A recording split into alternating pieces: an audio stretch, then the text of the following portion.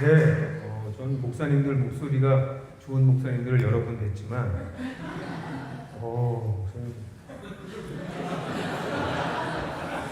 목소리에서 그냥 일단 대단하십니다. 깜짝 놀랐어요. 저는 목사님 목소리를 이렇게 처음 들어서 다소 부럽습니다.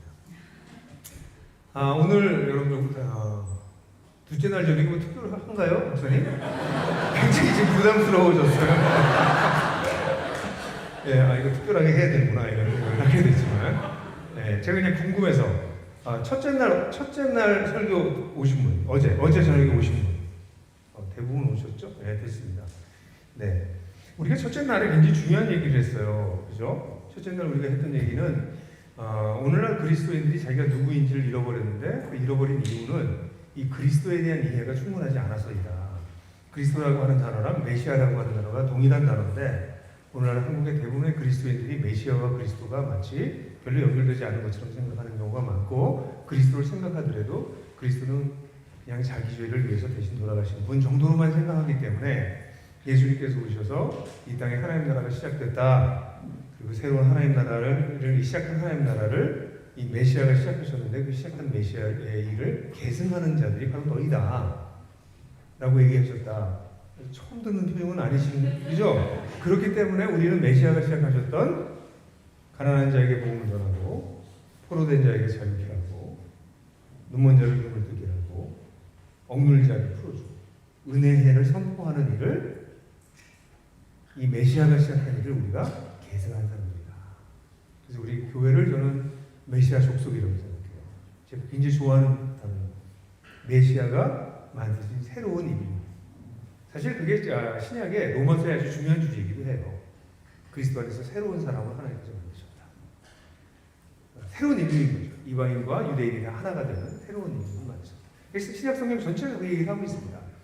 그래서 그런 그리스도인들은 그렇기 때문에 시작된 하나님 나라를 살아내는 다른 종류의 인생을 살기 시작해요. 파워포인트를 다시 한번 복습을 해드려야 될 것 같아요. 아직 꿈에 안 나오시기 때문에.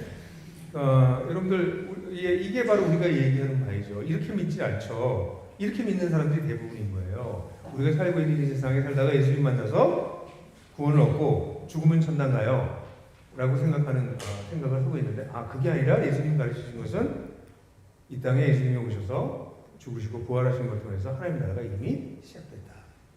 그래서 이 시작된 하나님 나라의 아주 중요한 특징이 뭘까요? 성령이 임하십니다. 그래서 이 악한 세상, 하나님 없는 세상을 살아갈 때 이 시작된 하나님 나라를 가지고 살아가려고 하는 사람들은 성령님을 반드시 의지합니다. 성령을 의지하지 않고 있다는 얘기는요, 이 세상의 신을 따라 살고 있다는 것을 뜻해요. 왜냐하면 세상 신이 무시무시하거든요. 오늘 아침에도 얘기했지만 자본이라고 하는 세상의 신, 내가 중요하다고 끊임없이 얘기하는 세상의 신, 이 세상의 신이 세상을 지배하고 있는데 이 세상 속에 들어가서 그걸 거스러 살려고 할 수 있는 힘이 우리한테 있나요? 없어요. 우리 그냥 범부예요. 보통 사람들이에요. 우리가 어떻게 세상을 거슬려 살 수 있겠습니까? 거슬려 살 수 있는 것은 그분의 영이 우리에게 임할 때, 우리가 우리의 대신 성령을 쫓아 행할 때 이걸 이겨낼 수 있어요. 굉장히 중요한 얘기죠. 그런데 오늘 저는 그 성령님에 대해서 하루 시간을 얘기를 할까 하는 생각을 하다가 나중에 또 이야기할 기회는 없겠지만, 성령님 정말 중요해요. 여러분들에게 성령님이 별로 안 중요하신 분은 그냥 예수님이 그러셨잖아요. 내가 너희 떠나는 게 더 유익하다. 내가 보혜사를 보낼 건데 내가 떠나는 게 더 유익하다. 그렇게 말씀하셨잖아요. 그럼 성령님이 얼마나 중요하겠어요. 근데 오늘날 그리스도인의 삶에 성령님이 별로 안 중요합니다. 많은 사람들에게 성령님은 그냥 초자연적인 일, 병 고칠 때, 예언할 때, 그럴 때 필요한 분처럼 생각해요. 성령님이 없이는 이 세상을 살아낼 수가 없어요. 그분이 우리를 보호하고 은혜를 주시는 보혜사이신 성령님이세요. 그러니까 성령님과 동행하는 법을 배우는 게 그리스도인의 삶이고, 성령님을 따라 행하는 것을 배우는 것이 하나님 나라를 받아들인 사람들의 삶이에요. 그래서 갈라디아서 5장 24절인가요? 바울은 뭐라고 얘기하죠? 성령을 쫓아 행하라. 그 영어 성경을 보면 keep in step with the Holy Spirit. keep in step. 보조를 맞춰라. with Holy Spirit. 성령님과 함께. 그러니까 성령님과 같이 걸어가라는 거죠. 그러지 않고는 이 세상을 살아낼 수 있는 힘이 우리에게 없기 때문에. 그래서 수많은 사람들이 교회는 와서 하나님 찾고 세상 나가서는 세상 신을 쫓아요. 그러니까 사람이 안 변하는 거죠.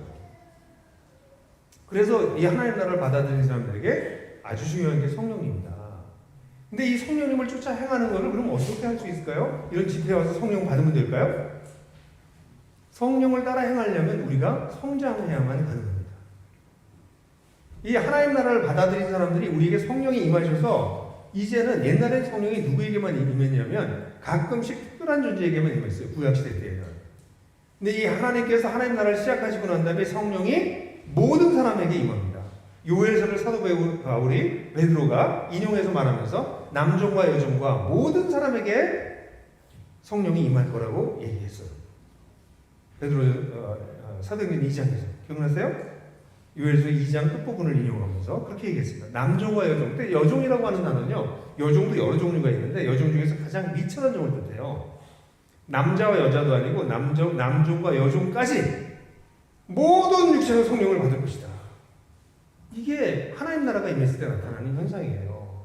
그래서 구약에는 이 하나님 나라, 하나님 앞에서 특별하게 한 사람들만이 하나님 앞에 설 수 있었어요. 그래서 하나님 앞에 제사를 아무나 드릴 수 없었습니다. 그 제사를 이끌 수 있는 하나님 앞에 특별히 설 수 있는 존재를 뭐라고 불렀죠? 제사장이었어요. 근데 이 성령께서 우리에게 임하시고 난 다음에 나타난 놀라운 현상 중에 하나가 우리 모두가 제사장이 됐다는 거예요. 그래서 여러분들 베드로전서 이 구절 너무 중요해서 한번 같이 읽었으면 좋겠어요. 읽어볼까요? 시작! 너희도 사람들같이 신령한 집으로 세워지고 예수 그리스도 말미암아 하나님이 기쁘시게 받으실 신령한 제사를 드릴 거룩한 제사장이 될지니라. 이 구절도 너무 아름다운 구절인데 이걸 제가 자세히 설명할 수는 없어요. 그런데 여기서 딱 한 가지만 설명할게요. 뭐예요? 우리 모두가 누가 됐다고요? 제사장이 됐다고요. 저는 새누리교회 정도에서는 성도들이 다 제사장이라고 가르칠 거라고 생각해요. 한국에 성도가 제사장이라고 가르치는 교회가 드뭅니다. 여기 아까 착한 양, 착한 목자, 그 다음 용서받은 탕자, 이게 아마 새누리교회의 아주 중요한 신학적 근간이 되고 뿌리가 되는 언어라고 생각하는데, 착한 목자 할 때 혹시 이 목자가 목사님들만 뜻하는 거 아니죠? 그죠? 그러니까 이런 생각을 벌써 했다는 게 대단한 거예요. 모든 성도가 목자라고 하는 것을 얘기해 줬다는 것은, 그러니까 이게 교회 초기부터 그러지 않았나요? 그죠? 그러니까 여러분들의 교회는 그런 것이 굉장히 각성된 교회예요. 근데 문제는 우리가 제사장이에요. 그러면 제사장 역할을 해야죠.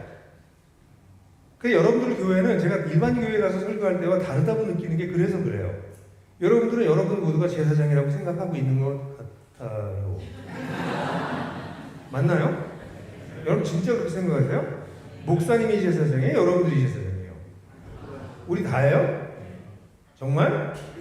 왜 소리가 자꾸 작아져요? 정말 그래요? 그럼 목사님이 기도하는 거나 여러분들이 기도하는 거나 파워가 같아요? 오, 이건 목사님도 도대체 이 교회 목사님 파워가 얼마나 부족하길래 같죠? 대부분의 교회에서는요, 뭐 돌잔치니 뭐니 다 목사님이 가셔야 돼요. 네? 여러분들 교회도 그러나요? 오, 그래요? 아니, 돌잔치, 개업예배 뭐 이런 데 목사님들이 와야 돼요. 그것도 담임 목사. 부목사가 보면 싫어요. 새끼 무당인 거예요. 오늘날 한국의 그리스도인들은 목사에 대해서 약간 샤만의 개념을 가지고 있어요. 우리와 하나님 사이를 매개해주는 존재로. 그래서 개업예배, 돌예배 뭐 이럴 때 목사님들을 초청해서 예배를 드려요. 그건 좋은 일이라고 생각하지만 꼭 목사님이 안 오셔도 돼요. 우리 모두가 제사장이기 때문에 교회 영적 지도자를 불러서 누구든지 와서 함께 예배를 드리면 되는 거죠. 부목사님이면 어때요? 왜 새끼 무당처럼 생각해? 많은 교회들이 그래요. 부목사면 기분 되게 나빠요. 그러니까 여러분들, 제가 여러분들이 의식이 어디까지 와 있는지 저는 정확히 잘 모르겠어요. 제사장인 건 아신 것 같아요, 여러분들이. 그럼 정말 제사장으로 살고 계세요? 오늘 그 얘기를 해요. 저는 그런 면에서 우리 새누리교회가 정말 훌륭한 교회라고 생각하지만 한 단계 더 나가셔야 됩니다를 얘기하고 싶은 거예요. 예를 들어서 우리 아들이 대학을 갔어요. 대학생이 됐어요. 너무 좋죠. 근데 얘가 대학을 졸업을 못하네. 그럼 어떠세요? 대학을 들어가는 게 중요해요? 대학을 졸업을 해야 될 거 아니에요. 대학을 졸업할 역량이 갖춰지지 않으니까 대학을 졸업을 못하고 있는 거예요. 제사장이 되는 건 되게 중요해요. 우리가 제사장을 아는 건 굉장히 중요해요. 제사장 다워야죠. 제사장 역량을 발휘해야 제사장의 의미가 있지. 그래서 만인 제사장설이라고 하는 이 개신교의 굉장히 중요한 구리는 만인 제사장이란 말은 사실은 약간 틀린 표현이에요. 정확한 전신자 제사장이에요. Priesthood of all believers. 모든 신자가 제사장이다 라는 개념이에요. 근데 그 당시에는 태어나면 다 모든 사람이 유아 세례를 받았기 때문에 그냥 만인 제사장이라고 하는 표현을 쓰는데 그건 정확한 표현은 아니에요. 정확한 표현은 전신자 제사장이에요. 모든 신자가 제사장이라고 하는 것은 개신교의 독특한 가르침이고 사실 이것은 초대교회의 사상을 다시 재발굴하는 것이에요. 로마 캐톨릭에서 사제가 성도들과 레이티, 일반 성도들과 사제, 프리스트훗이 하나님 사이를 매게 한다라고 해서 이들을 통해서 은혜가 성도들에게 흘러간다. 특별히 성례를 통해서 흘러간다라고 생각하는 게 구교였어요. 이건 성경에서 원래 가르치던 초대교회의 가르침을 비틀어버린 것이었거든요. 그래서 구교가 결국 타락하게 된 것이거든요. 그래서 개신교 개혁자들이 나와서 종교개혁을 일으키면서 아니야, 우리 모든 성도가 제사장이야 하나님 앞에서 라는 것을 재발굴하게 됐어요. 근데 이건 원래 성경에서 가르치던 거예요. 지금 우리가 읽었던 베드로 사도가 얘기했던 것처럼 베드로가 나만 제사장이 아니라 우리 모두가 제사장이에요. 우리 모두가 제사장이 되도록 하나님께서 우리를 부르셨어요 라고 하는 게 기독교의 개신교의 아니 정확한 기독교의 핵심 가르침이에요. 그럼 제사장은 뭐 하는 사람일까요? 설교하는 사람이요? 제사장은 뭐 하는 설교권이 있어요? 축도권이 있어요? 성례권이 있어요? 이런 게 다 교회가 조직화되고 난 다음에 나타나는 현상이에요. 제사장은 근본적으로 뭐 하는 사람들이냐면 사람들로 하여금 하나님께 예배드릴 수 있도록 그들을 이끌어오는 사람이에요. 그래서 하나님이 누군지 알려주는 거예요. 그 예배를 드릴 줄 모르는 사람들이 하나님 앞에 예배를 드릴 수 있도록 도와주는 사람이 제사장이에요. 그러니까 제사장이 됐다는 것은 뭐예요? 하나님이 어떤 분인지 사람들에게 알려주고 그 사람들이 하나님을 예배할 수 있도록 이끌어주고 그뿐만 아니라 하나님 나라의 백성답게 살 수 있도록 도와줄 수 있는 정도가 된 사람이 제사장인 것이죠. 그렇게 생각해 보세요. 진짜 여러분들 여기 한 300명 모였나요? 300명 모였는데 300명이 다 제사장으로 움직이기 시작한다고 생각해 보십시오. 사람들에게 복음을 전하고 그들이 하나님을 예배할 수 있도록 이끌어주고 예배에 걸맞는 삶을 살 수 있도록 격려하고 자기가 그런 삶을 살아가는 사람이 여기 한 300명쯤 있다고 생각해 보세요. 제사장 역량을 정말 갖춘 사람들, 그들이 교회에 가득 차게 될 때 그 교회는 어떤 교회가 될 것 같아요? 그런데 오늘날 교회는 그렇지 않아요. 제사장인 줄도 모르는 사람이 대부분이고 이 나쁜 목사님들이 여긴 정확하게 님 말고 다른 단어를 써야 돼요. 자기만 제사장이래. 그 나쁜 님들이죠. 우리 모두가 제사장인데. 그죠? 근데 여러분들이 제사장이라는 인식을 가지셨어요? 이거 가지고 있으면 인생이 달라지세요, 진짜. 하나님 나라를 받아들인 사람들의 특징이 뭐냐면, 나도 성령을 받았구나. 나도 하나님 앞에 단독자로 설 수 있구나. 평신도라는 말은 그래서 저희는 안 씁니다. 나들목교회는 처음 시작할 때부터 안 썼어요.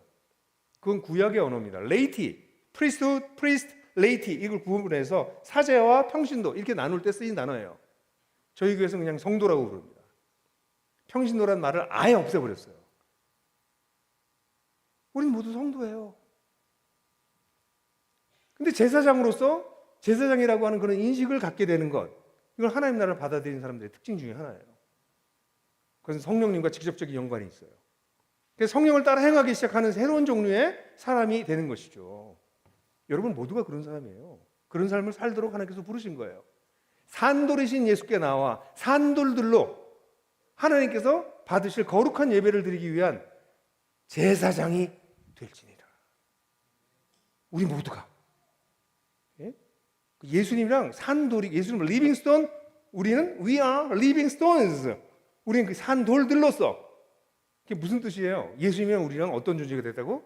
놀라운 게 같은 재질이에요.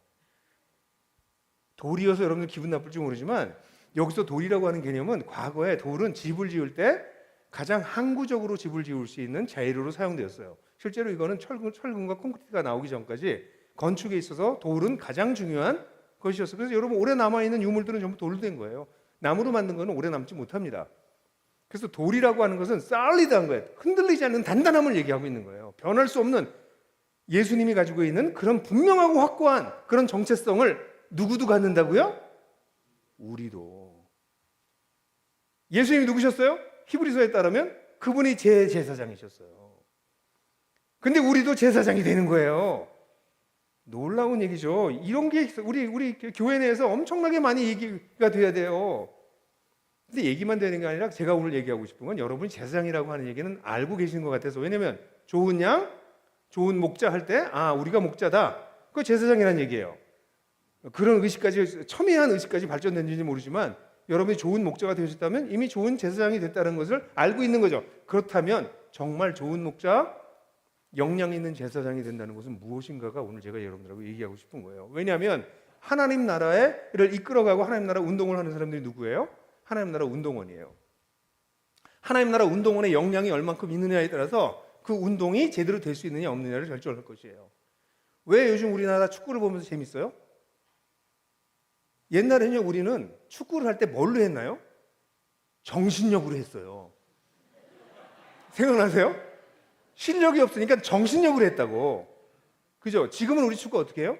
실력으로 해요. 실력을 가진 선수들이 팀워크를 이루고 작전을 짜서 하거든요. 그러니까 축구가 재밌는 거예요. 옛날에는 오기와 열기와 정신력으로 했다고. 그냥 운동장에서 죽자 뭐 이런 마음으로 축구했다고. 그러니까 그 축구는 치열하게 가열적인 어떤 모습은 있어도 축구의 아름다움은 없는 거죠. 마찬가지예요. 우리가 열심히 하는 게 더 열심히 하는 것도 중요하지만 역량을 갖추지 않으면 축구 수준이 동네 축구도 열심히 하거든요. 조기 축구 열심히 해요, 여러분. 근데 그 축구를 보면서 우리는 아름다움을 느끼지 못해요. 죄송해요. 축구 얘기를 해서. 네, 절반이 동의하지 않는 메타포였기 때문에 용서를 구해요. 근데 여하튼 그러니까 어떻게 하면 그러면 우리는 그러한 운동력이 있는 운동성을 가진, 그래서 실제로 하나님 나라의 운동을 직접 할 수 있는 제사장이 될 거냐 하는 게 여러분들 질문이셔야 돼요. 여러분 인생에 그게 큰 질문이어야 돼요. 죽을 때 나는 제사장으로 역할을 제대로 하다 죽는구나. 그게 없으면 나는 좋은 성도였어요. 난 그냥 좋은 양이었어요. 난 좋은 교회 다니면서 목사님 설교 듣고 살았어요. 그 수준이라면 새누리교회를 다니시는 분들로서 착한 양, 착한 목자라는 얘기를 하시기에는 좀 부끄러운 거죠. 그런 얘기를 1998년도에 교회가 세워질 때부터 그 얘기를 했다면 이 교회는 분명히 선각적인 교회였어요. 그렇다면 이제는 더 나아가서 어떻게 그러면 운동력 있는 운동원이 될 거냐, 하나님 나라를 이끌어갈 수 있는 제사장다운 제사장의 역량을 갖춘 제사장이 될 것인가 하는 것이죠. 여기에 있어서 굉장히 중요한 역할을 하는 사람들이 있는데 그게 오늘 우리 본문이에요. 오늘 우리 본문을 보면 그 본문을 보면 그가 혹은 사도로, 선지자로, 복음을 전한 자로, 목사, 즉 교사로. 그게 이제 앞에 관사가 하나만 있어요. 그래서 목사와 교사인데 정하는 목사, 즉 교사입니다. 그래서 네 가지 종류의 사람을 뒀다고 얘기를 해요. 하나님께서 그가 혹은 사도로, 혹은 선지자로, 혹은 복음 전한 자로, 혹은 목사, 즉 교사를 주셨으니. 하나님께서 이런 사람을 주세요. 이거 하나하나 설명을 할 필요가 있어요. 이 사람들이 어떤 역할을 하는 사람인가? 짧게만 얘기하면 사도는 하나님의 뜻을 세상 사람들에게 보여주고 이끄는 사람입니다. 선지자는 점치는 사람이 아니고 하나님에 대한 지식을 바탕으로 지금 일어나고 있는 일이 어떤 일인지를 해석해주고 그리고 그것을 기초해서 앞으로 어떤 일이 일어날 것인지에 대해서 얘기해주는 게 선지자예요. 우리 한국 사회를 바라보면서 한국 사회를 해석해주고 이 한국 사회가 이러한데 앞으로 이런 쪽으로 가기 때문에 이런 쪽으로 하나님 가기 때문에 하나님의 뜻은 이런 거예요. 그런 얘기를 해주는 것이 선지자입니다. 점치는 게 아니에요. 기독교는 점치는 종교가 아니에요. 그래서 선지자 또는 예언자라고 하는 자들은 뭐 하는 사람이에요? foretelling, 무슨 일이 벌어졌는지 자세하게 설명해주고 그리고 그것을 기초로 해서 foretelling, 앞으로 일어날 일들을 하나님의 영감을 받아서 이야기하는 사람이 선지자예요. 그 교회에 있어야 되는데 한국 교회 사라지고 있어요. 선지자, 어쨌든 선지자가 반드시 필요해요. 왜냐면 이 세상이 왜 이렇게 돌아가는지 누가 얘기를 해줘야 될 거 아니에요. 기독교는 그런 종교예요. 선지서를 읽어보세요. 선지서, 구약의 선지서. 지금 돌아가고 있는 세상에 대해서 계속 선지자들이 얘기하고 있거든요. 그죠? 반드시 이게 선지자가 필요해요. 그래야 교회가 건강해져. 근데 어쨌든 간에 오늘은 거기까지 얘기를 진행하지는 않겠어요. 근데 선지자 중요해. 그 다음에 누가 필요해요? 복음 전하는 자. 이 복음 전하는 자는 오늘 아침에 이야기를 나눴던 우리가 개인적으로 복음을 전하는 자를 넘어서서 복음 전하는 것이 삶 전체가 된 은사와 자기 인생을 거기다 다 집어넣은 사람을 뜻해요. 우리 모두는 복음을 전하는 사람이에요. 근데 여기서 복음을 전하는 자는 스페셜라이즈드 된 스페셜리스트를 뜻해요. 정말 복음 전하는 일을 주도하고 이끌어가는 사람을 뜻해요. 그 다음에 목사, 즉 교사. 목사, 즉 교사는 왜냐하면 목사는 하나님의 진리를 가르치고 그렇게 살 수 있도록 도와주는 사람들이에요. 그러니까 예수님께서 말씀하셨던 마지막 그 대위임령에 따르면 모든 사람을 가서 제자로 삼고 세례를 주고 이거 복음 전하는 거죠. 그죠? 내가 가르친 모든 것을 가르쳐 지키게 해라. 가르쳐 지키게 도와주는 사람이 목사, 즉 교사예요. 그러니까 거기 목사 그럼 여러분들 우리 목사님들 생각하잖아요. 그렇게 생각하면 안 돼요. 이건 그냥 목자예요, 목자. 그러니까 성도들 가운데 다른 사람들을 돌보는 사람들이에요. 이 돌보는 사람들은 모든 성도들은 뭐 하냐면 기독교의 진리에 예수님의 가르치신 진리에 기초해서 사람들에게 그렇게 살자라고 권유하고 권면하고 격려하는 사람이 목자인 것이죠. 그래서 교사와 목사가 같은 레벨로 목사 즉 교사라고 표현하고 있는 거예요. 이런 사람들은 저는 어떤 사람이라고 부르냐면 이 사람들을 전문 사역자라고 불러요. 준비된 사람들, qualified 된. 이게 뭐 신학교를 나왔다 이렇게 얘기할 수 없어요. 신학교 나와도 저런 거 못하는 사람이 태반이에요 지금. 어쨌든 어떻게 저런 사람들을 키워낼 거냐는 건 한국교회의 심각한 문제이긴 한데 어쨌든 그런 분들을 지금 전문 사역자라고 보고 현재의 목사님들이라고 대충 보는 게 비슷하게 맞아요. 근데 정확하게 맞진 않아요. 목사가 됐다고 해서 저렇게 되는 거 아니에요. 목사가 아니라고 저거 못하는 것도 아니에요. 그러니까 어쨌든 저런 사람이 교회에 리더가 영적인 리더가 잘 준비된 전문 사역자들이 있어야 된다는 거예요. 그런데 재미있는 것은 이 사람들이 뭘 하냐면 이 사람들이 성도를 온전케 해요. 첫 번째. 두 번째, 봉사의 일을 하게 해요. 온전케 한다는 것은 이 온전케 한다는 단어만 가지고도 여러분들하고 얘기할 게 너무 많아요. 왜냐하면 이 온전함이라고 하는 단어는 신약성경에서 제일 먼저 나타나는 것은 마태복음 5장 48절일 거예요. 하늘에 계신 아버지가 온전하신 것처럼 너희도 온전해라. 저는 어릴 때 성경을 읽기 시작하면서 제일 먼저 걸렸던 부분이 이 부분이에요.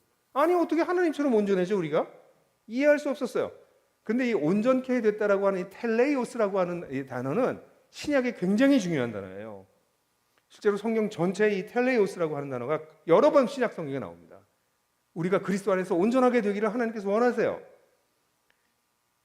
그 얘기도 좀 막 하고 싶어요. 근데 좀 참아야 돼.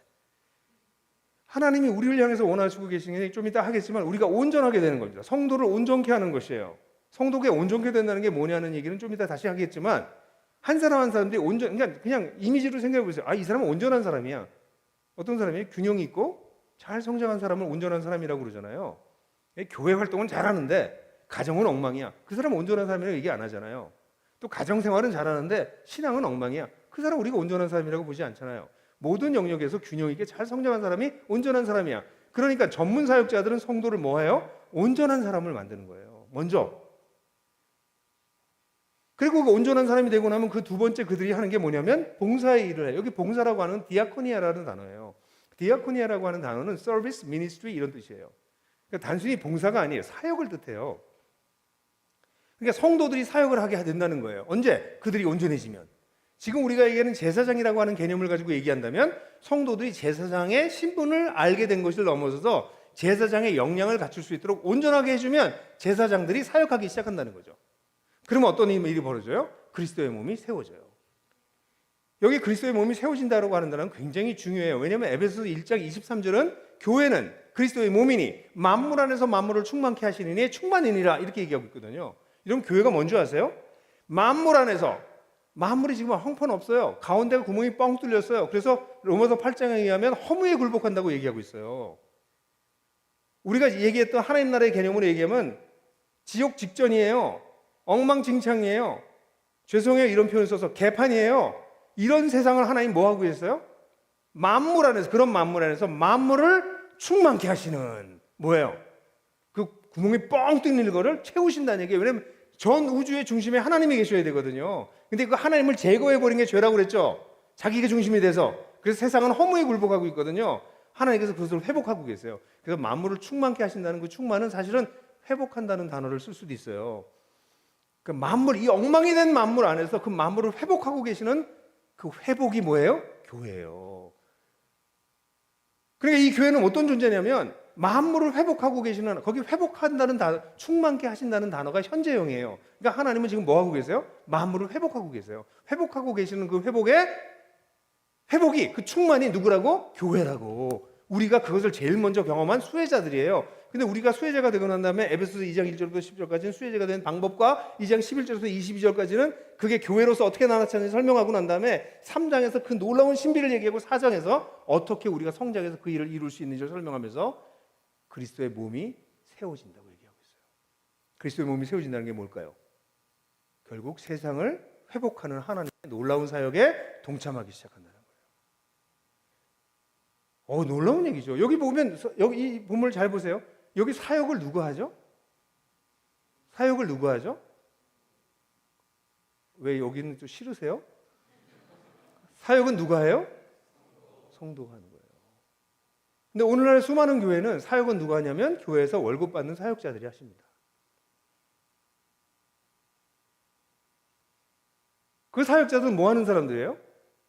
여러분들이 사역할 수 있도록 먼저 성장시키고 이키핑, 여러분들 준비시키고 그 다음에 여러분들이 사역을 실제 할 수 있도록 서포팅, 이키핑 앤 서포팅 미니스트리가 우리 사역자, 전문 사역자들이 하는 일이에요. 제가 사랑하는 제 사역자, 저랑 같이 일하는 사람들이 보통 20년 넘었어요. 근데 그 중에 한 친구가 유년부 그 다음 세대 사역자인데 음식 만드는 것도 좋아해요. 어느 날 이렇게 지나가는데 주방을 가다 보니까 우동을 끓이고 있더라고요. 그래서 그 친구한테 너 뭐 하냐 그랬더니 서목사 뭐 해? 그랬더니 우동 끓여요. 왜 우동 끓여? 아이들 이제 먹이려고 우동 끓여요. 그러더라고요. 그래서 내가 지나가면서 그랬어요. 서목사, 우동 끓이는 사람이 되지 말고 우동 끓이게 하는 사람이 돼. 그러고 지나갔어요. 왜냐면 목사가 우동까지 끓이기 시작하면 목사는 목사가 해야 될 일이 있거든요. 목사는 그런 일을 할 수 있도록 사람들을 가르치고 훈련시키고 온전케 해서 그 사람들이 사역하게 하는 게 교회예요. 그게 왜 오늘날의 한국교회가 무너지고 있는지 아세요? 성도들이 아무것도 안 해요. 그런 성도들이 가득 찬 교회를 부흥했다고 그래요. 그냥 주일날 와서 예배에서 와서 설교 듣고 가요. 교회 숫자는 많아요. 근데 그 사람들한테 요구하는 건 주일 빼먹지 마시고요. 헌금하세요. 그냥 착하게 사세요. 전부예요. 그런 사람이 많은 교회를 보면서 여러분들은 어떤 생각을 하세요? 그런 교회가 부흥하는 교회라고 그랬어요. 어떻게 하면 또 그런 교회가 될까도 생각들 많이 해요, 목사들이. 제가 미국에 갔을 때요. 그 미국에 가기 전에 여러분들 영어 공부 옛날에 하셨나요? 옛날 얘기 좀 해볼까? 옛날 그 for to 부정사 할 때 나는 그 여자가 지나가도록 비켜서 줬다. 그런 표현이 기억나시나요? 네? I step aside for her to pass through. 뭐 이런 표현이에요. 예? 근데 저는 그게 뭔 소린지 이해할 수가 없었어요. 그 여자가 지나가기 위해서 내가 비켜섰다. 이게 왜 그렇지? 근데 미국 가보니까 정말 비켜서야 되는 사람들이 있어요. 제가 같이 공부했던 팩이라고 하는 여자분은 제가 미국 가서 처음 허그를 했어요. 그 분이랑. 근데 막 철렁철렁 진짜 이 피부 밑에서 지방이 막 떠다녀요. 철렁철렁. 다리가 막 이만한데요. 발목은 요렇게요. 오, 끔찍하죠. 그 친구 나중에 어쨌든 그 다 살 빼고 정상적으로 돌아오긴 됐는데 나중에 생명의 위협을 받고 있는 거죠. 한국 교회는 그렇게 비만이 된 교회가 성공한 교회라고 해요.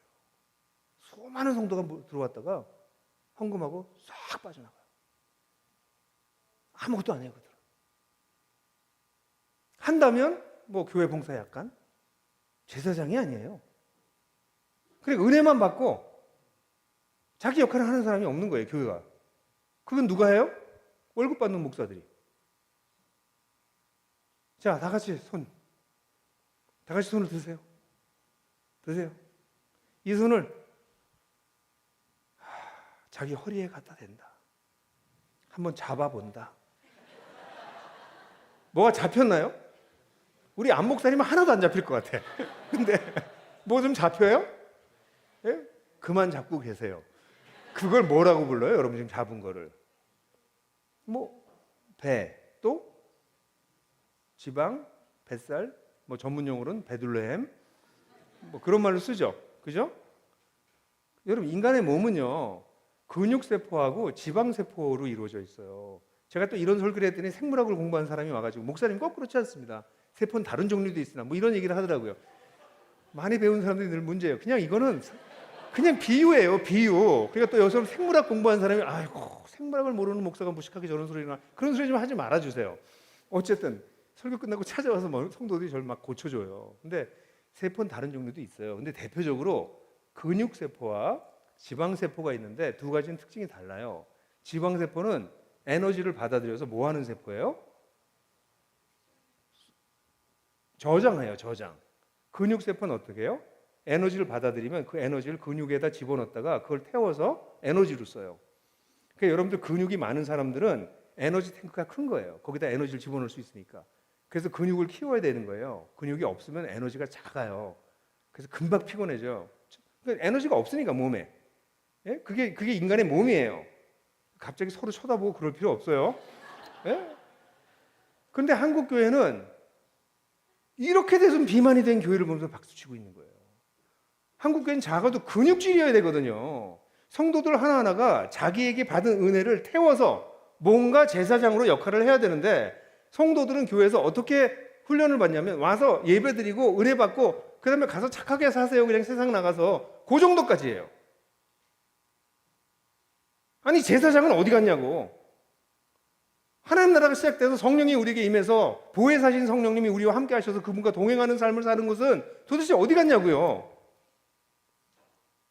그러니까 성경에서 가르치는 바를 제대로 살아나기 시작한다면 우리는 다른 종류의 삶을 살 수밖에 없는데 성경을 그냥 취사선택하고 성경을 하나님 나라의 관점으로 읽지 않고 그냥 마음의 위로를 받는 종교, 나 사랑해주는 하나님, 그런 걸로 종교를 완전히 축소시켜버렸어요.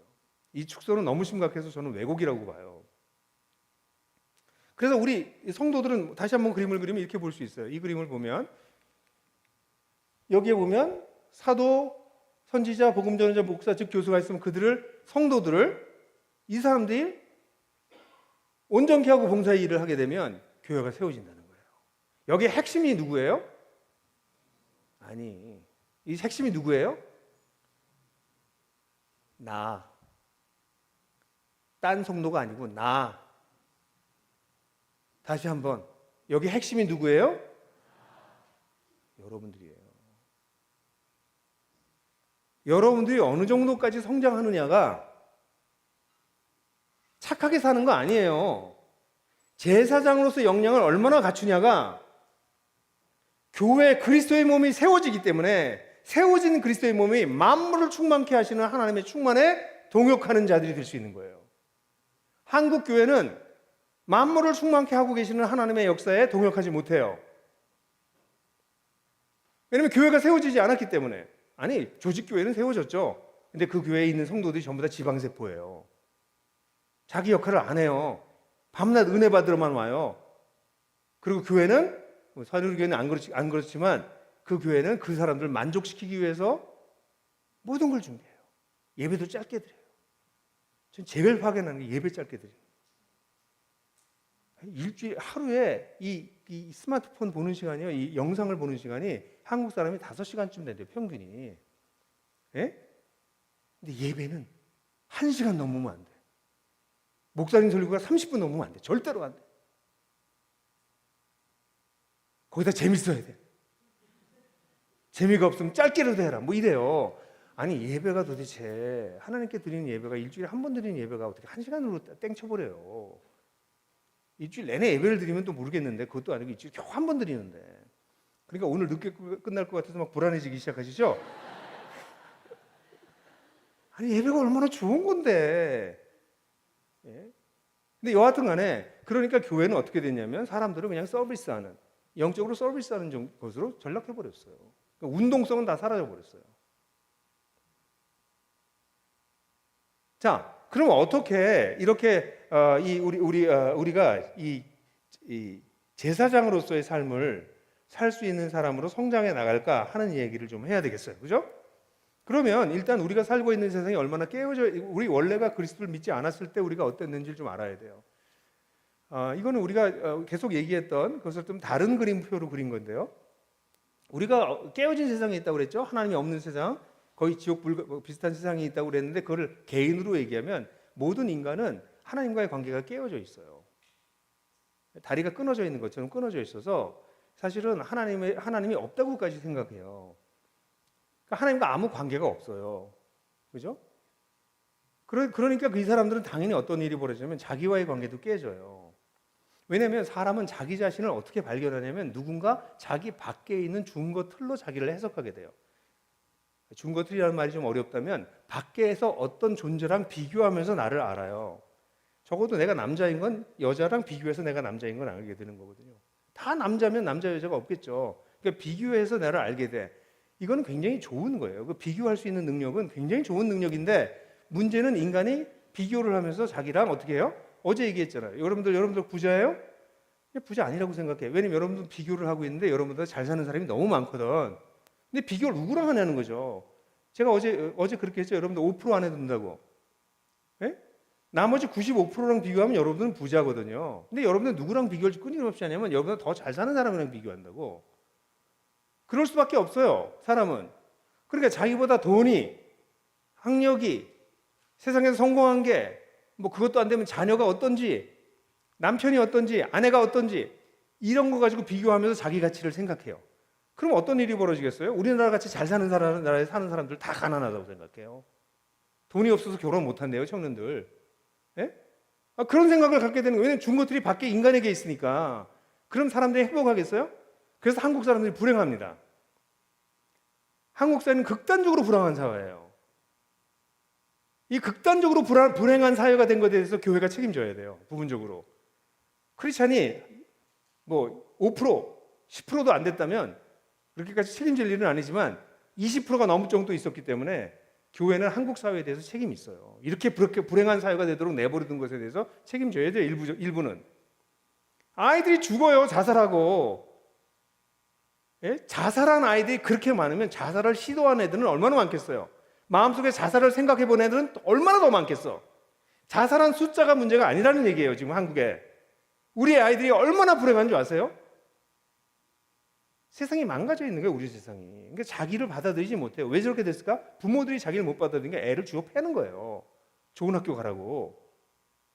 예? 제발 좀 내버려 두세요. 우리 아이들. 그냥 놔두면 다 커요. 그리고 좋은 대학 가봤자 행복하지도 않아요. 보세요. 좋은 대학 나와가지고 더 나라를 망가뜨리고 있는 수많은 사람들을 보세요. 차라리 좀 무식했으면 세상을 덜 망가뜨릴 텐데 똑똑해가지고 교활하게 세상을 망가뜨리고 있잖아요. 예? 공부 많이 하는 게 좋은 게 아니에요, 여러분. 근데 이제 속은 거예요. 세상에 속은 거예요. 그러니까 애들을 주워 패는 거예요. 근데 애들을 놔두면 애들 속에 있는 생명력으로 그냥 잘 커요. 저는 우리 아이들한테 공부를 하라는 얘기를 한 번도 한 적이 없어요. 새아이한테. 진짜 한 번도 안 했어요. 왜냐면 공부는 지가 알아서 하면 하는 거고 안 하면 그냥 안 하는 대로 살면 되기 때문에 건강하게 사는 게 중요하지 좋은 학교 나오는 게 중요하지 않아요. 근데 이 얘기 또 하면 또 이제 자녀 교육으로 넘어가기 때문에 여기서 좀 스톱합시다. 그래서 세상이 그렇게 깨져 있어가지고 자녀 교육에서 제일 많이 망가져요. 부부관계도 깨어져 있고. 저는 정말 세상이 너무 저희 교회에서는 설교 제가 그 얘기 했나요? 제가 주례를 많이 한다고? 주례할 때 우리 아이들 이렇게 들어올 때 제가 보면서 이게 인류의 문제구나 이런 생각이 들었어요. 막 신랑 신부가 막 이쁘게 하고 들어오는데 이렇게 보다가 이것이 인간의 문제로다 이런 생각이 들었어요. 왜냐면 이 친구들은 평생을 이 남자 이 여자를 사랑하겠다고 사람들 앞에 동네방네 소문내고 청첩장 돌리고 뭐 사진 찍고 별짓 다 하고 지금 결혼식을 하는 거예요 지금. 근데 얘네들이 끝까지 사랑을 못해요. 아니 이 사람들이 결단한 것이 온 인류를 사랑하기로 결단했어요? 한국 사람을 사랑하기로 결단했어요? 자기 가족을 사랑하기로 결단했어요? 자기 아파트 단지에 있는 주민을 사랑하기로 결단했어요? 아니, 요 사람 한 사람 사랑하겠다고 결단했잖아. 그것도 지가 좋아서. 근데 이 한 사람은 끝까지 사랑 못해요. 왜 그래요? 자신과의 관계가 깨져 있어서 그래요.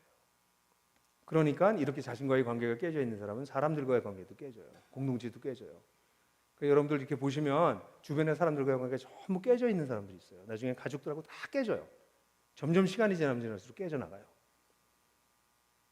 그런 사람들 여러분들 주변에 있을지 몰라요. 그러니까 이런 사람들은 당연히 세상을 살면서 세상에 대해서 관심 없어요. 지금 여러분 지구가 지금 이렇게 엉망이 돼가고 있는데 관심 없어요. 나 혼자 살면 돼요.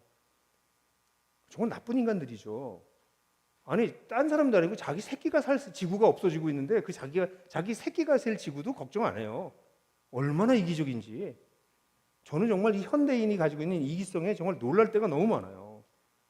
지금 기후 위기가 뭐 기후 위기 아무리 얘기해도요 하나도 안 움직여요, 사람들. 물론 우리가 뭘 한다고 그래도 기후 위기를 해결할 수 있을 만큼 문제가 단순하진 않아요. 이미 넘어갔어요. 제가 볼 때 이거 회복 불능이에요. 국가와 기업이 다 나서서 이걸 좀 해결하려고 해도 해결할 이미 시기를 놓쳤어요. 끔찍한 상황으로 시달고 있는데 ESG 말만 하지 ESG 들여다보면 기업들도 다 ESG 흉내만 내고 있지 실제로 ESG 제대로 하고 있지 않거든요. 국가들 탄소 배출 가장 많이 하는 나라들이 제일 안 해요. 왜냐면 자기네들은 편하니까. 세상이 이렇게 깨져 있는 거예요. 우리는 이 속에서 살고 있었던 거죠. 근데 우리에게 은혜가 뭐냐면 우리 주님께서 우리를 찾아오신 거잖아요. 그래서 우리가 예수님을 믿게 됐어요. 그래서 사도 바울은 하나님 나라라고 하는 단어를 많이 사용하지 않고 대신에 굉장히 유사한 단어를 썼는데 그리스도 안이라는 단어를 많이 썼어요. 엔 크리스토. 그리스도 안. 근데 그리스도가 뭘로 바꿔 읽으라고 그랬어요? 메시아로 바꿔 읽으라고 그랬죠. 메시아 안에서. 다시 말해서 하나님 나라 안에서라고도 표현해도 돼요. 그래서 그리스도 안이라고 하는 단어를 어떤 학자는 세어보니까 164번이나 나온다, 신약에. 그거는 바울에 썼던 글에 두 절에 한 번씩 나오는 거예요. In Christ, in Him, in whom, 이걸 다 합쳐서 얘기하는 거예요. 대명사나 관계대명사까지 포함해서 얘기해서 in Him, in whom, in Christ를 합치면 거기 160번이 넘는다. 사도 바울은 두 절에 한 번씩 나온다 이렇게 얘기해요. 실제로 그렇습니다. 그래서 우리가 예수를 믿게 되면 어떤 일이 벌어져요? 그리스도 우리가 안에 속하게 돼요. 그리스도 안에 속하게 돼요. 그럼 여기서 잘 보셔야 돼요. 그리스도 안에 속하면 무슨 일이 벌어져요? 하나님과의 관계가 회복돼요. 이거 열심히 만든 거예요, 여러분. 그래서 하나님과의 관계가 회복돼. 그래서 하나님을 이제 알아가기 시작해. 예? 아니, 우리 인간이 어떻게 하나님을 알아요? 하나님을 알아가기 시작해. 그리고 하나님께 우리가 기도를 하면 하나님이 우리 기도를 들으셔요. 이건 아세요, 여러분? 기독교의 기도는 응답받는 기도가 기독교의 기도가 아닌 거 아세요? 그건 아시죠? 이 새누리교회는 그 정도 수준 되죠. 기독교의 기도는 하나님이 들으신 걸로 끝난 거예요. 하나님이 들으신 거예요. 골방에 들어가서 은밀한 계신 주님께 아뢰라. 그가 너를 들으시리라. 아니, 뭘 하나님이 내 기도대로 움직여. 그런 하나님을 왜 믿어? 당신 뜻대로 기도했는데 하나님께서 이루어 주셨다고요? 그럼 당신이 하나님이지. 아니에요? 하나님은 우리한테 조작되지 않아요. 우리가 하나님의 뜻에 맞게 기도할 때만 기도 응답이 이루어지는 거예요. 오, 아니라고? 열심히 기도하면 하나님 응답해줘요? 그런 기독교를 믿고 계셨어요? 설마 새누리교회가. 한국의 대부분의 교회가 그렇게 믿고 있지만 기독교는 그런 종교 아니에요. 내 아들이 아무리 졸라도 아닌 건 아니에요. 제가 아들을 사랑하기 때문에 아무나 안 줘요.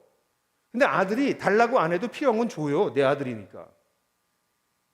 그래서 우리는 기도할 때 뭘 달라고 기도하는 게 아니라니까. 첫 번째 날 얘기한 것처럼 우리는 하나님을 얻었기 때문에 끝! 하나님을 얻었으니까 끝! 더 달라고 할 필요 없어요. 저 기도 그런 거 달라는 기도 안 해요. 해야 될 기도가 너무 많기 때문에 하나님의 뜻이 하늘에서 이루어진 것이 땅에서 이루어지기 위해서 기도해야 될 하늘의 뜻이 너무나 많아서 아직도 이루어지지 않고 있는 하늘의 뜻이 너무나 많아서 기도할 게 거기에 기도하지 지금 저를 위해서 기도하지 않아요. 안 해도 돼요. 먼저 그의 나라와 의를 구하라. 그리하면 하나님께서 모든 걸 채우시리라. 그거 괜히 뻥친 거 아니에요. 그 나라와 그 일을 위해서 기도하는 일이 너무 많아서 뭐 내 아이 위해서 기도하고 나 위해서 기도하고 별로 안 해요. 그냥 가끔 해요. 주님 아시죠? 우리 아이들 잘 돌봐 주시고 저도 주님 뭐 아시죠? 그냥 뭐 잘 별로 저 위해서 기도 안 해요. 근데 많은 사람이 기독교인들의 기도가 다 자기와 자기 가정에게 국한되어 있어요. 하나님 모르니까. 근데 이제 하나님 알기 시작하고 하나님 나라 알기 시작하면 하나님과 관계가 이렇게 회복되는 거죠. 그래서 하나님 너무 좋은 거죠. 나같이 맨날 나만 생각하고 우리 가정만 생각하고 그렇게 살 수밖에 없었던 나를 내 시야를 막 열어주시고 세상을 보게 하시고 우리 교회만 보는 게 아니라 한국 교회도 막 보게 하시고 한국 사회도 걱정하게 하시고 우리가 어떻게 그렇게 될 수 있겠어요? 얼마나 이기적인데? 안 그래요? 여보세요? 그렇죠? 우리 되게 이기적이잖아요. 우리가 무슨 이렇게 뭐가 이렇게 오지랖이 넓어가지고 딴 사람 생각하고 그렇게 사냐고. 그렇게 못 살아요. 근데 하나님 아버지를 알아가고 그분을 사랑하기 시작하니까 우리 평범한 사람들이 extraordinary해지기 시작하는 거예요. 아주 독특한 존재가 막 되기 시작하는 거예요. 그러다 보니까 그 사람은 어떤 일이 벌어지냐면 하나님과 관계가 회복되니까 자신과의 관계도 회복돼요. 그래서 자신을 사랑하기 시작해요. 자신을. 대부분의 사람들은요, 그 마음이 간장종지만 해서 자기도 담지를 못해요. 그래서 여러분들 주변에 이렇게 건드리면 화가 확 이렇게 나오는 사람들 있죠? 예? 이렇게 잘못 건드리면 확 튀어나오는 사람. 예? 이렇게 미소를 짓는 사람들은 누구를 생각한 것 같아요. 예? 그런 사람들이 있어요. 근데 왜냐하면 그 사람들 마음이 너무 좁아요, 지금. 자기도 안 담겨. 근데 옆 사람이 건드리니까 확 튀어나오는 거죠. 그 사람 마음이 너무 안 된 사람이에요. 정말 가난한 사람이에요. 그러니까 그러는 거예요. 근데 마음이 넉넉한 사람은 툭 건드리면 응? 그래? 넌 그렇게 생각하는구나? 하고 여유롭게 넘어갈 수 있어요. 왜냐하면 마음이 넓어졌거든. 근데 하나님을 알게 되면 하나님이 날 사랑하신다는 걸 알기 시작해요. 날 절대적으로 사랑하시는구나. 이런 거 알게 되는 거지. 내가 밤낮 다른 사람이랑 나를 비교하면서 살았는데 아직 비교 안 해도 되는구나. 난 그냥 나대로 하나님이 나를 좋아하시는구나. 나 괜찮은 존재구나. 내가 하나님께서 만드신 존재일 뿐 아니라 하나님이 나를 사오신 존재구나. 그 아들 예수라고 하는 값을 지불하고 날 사기까지 하셨구나. priceless. 나는 값을 책정할 수 없는 값비싼 존재가 됐구나. 막 이런 걸 알기 시작하는 거죠. 그게 기독교인이에요. 그럼 자아상이 어떻게 될까요? 건강해지기 시작해요. 그럼 자기가 좋아져요. 그럼 얼굴이 펴요. 얼굴이 이러고 있지 않고요. 얼굴이 펴요. 갑자기 얼굴을 피면서 막 얼굴 관리하고 계시는 분들 그렇게 하실 필요는 없어요. 그러니까 제가 크리스찬들을 보면 크리스찬들 중에서 이러고 있는 사람이 너무 많아요. 왜냐면 자기 속이 편하지 않으니까. 자기의 배경 이해 못 하겠어요.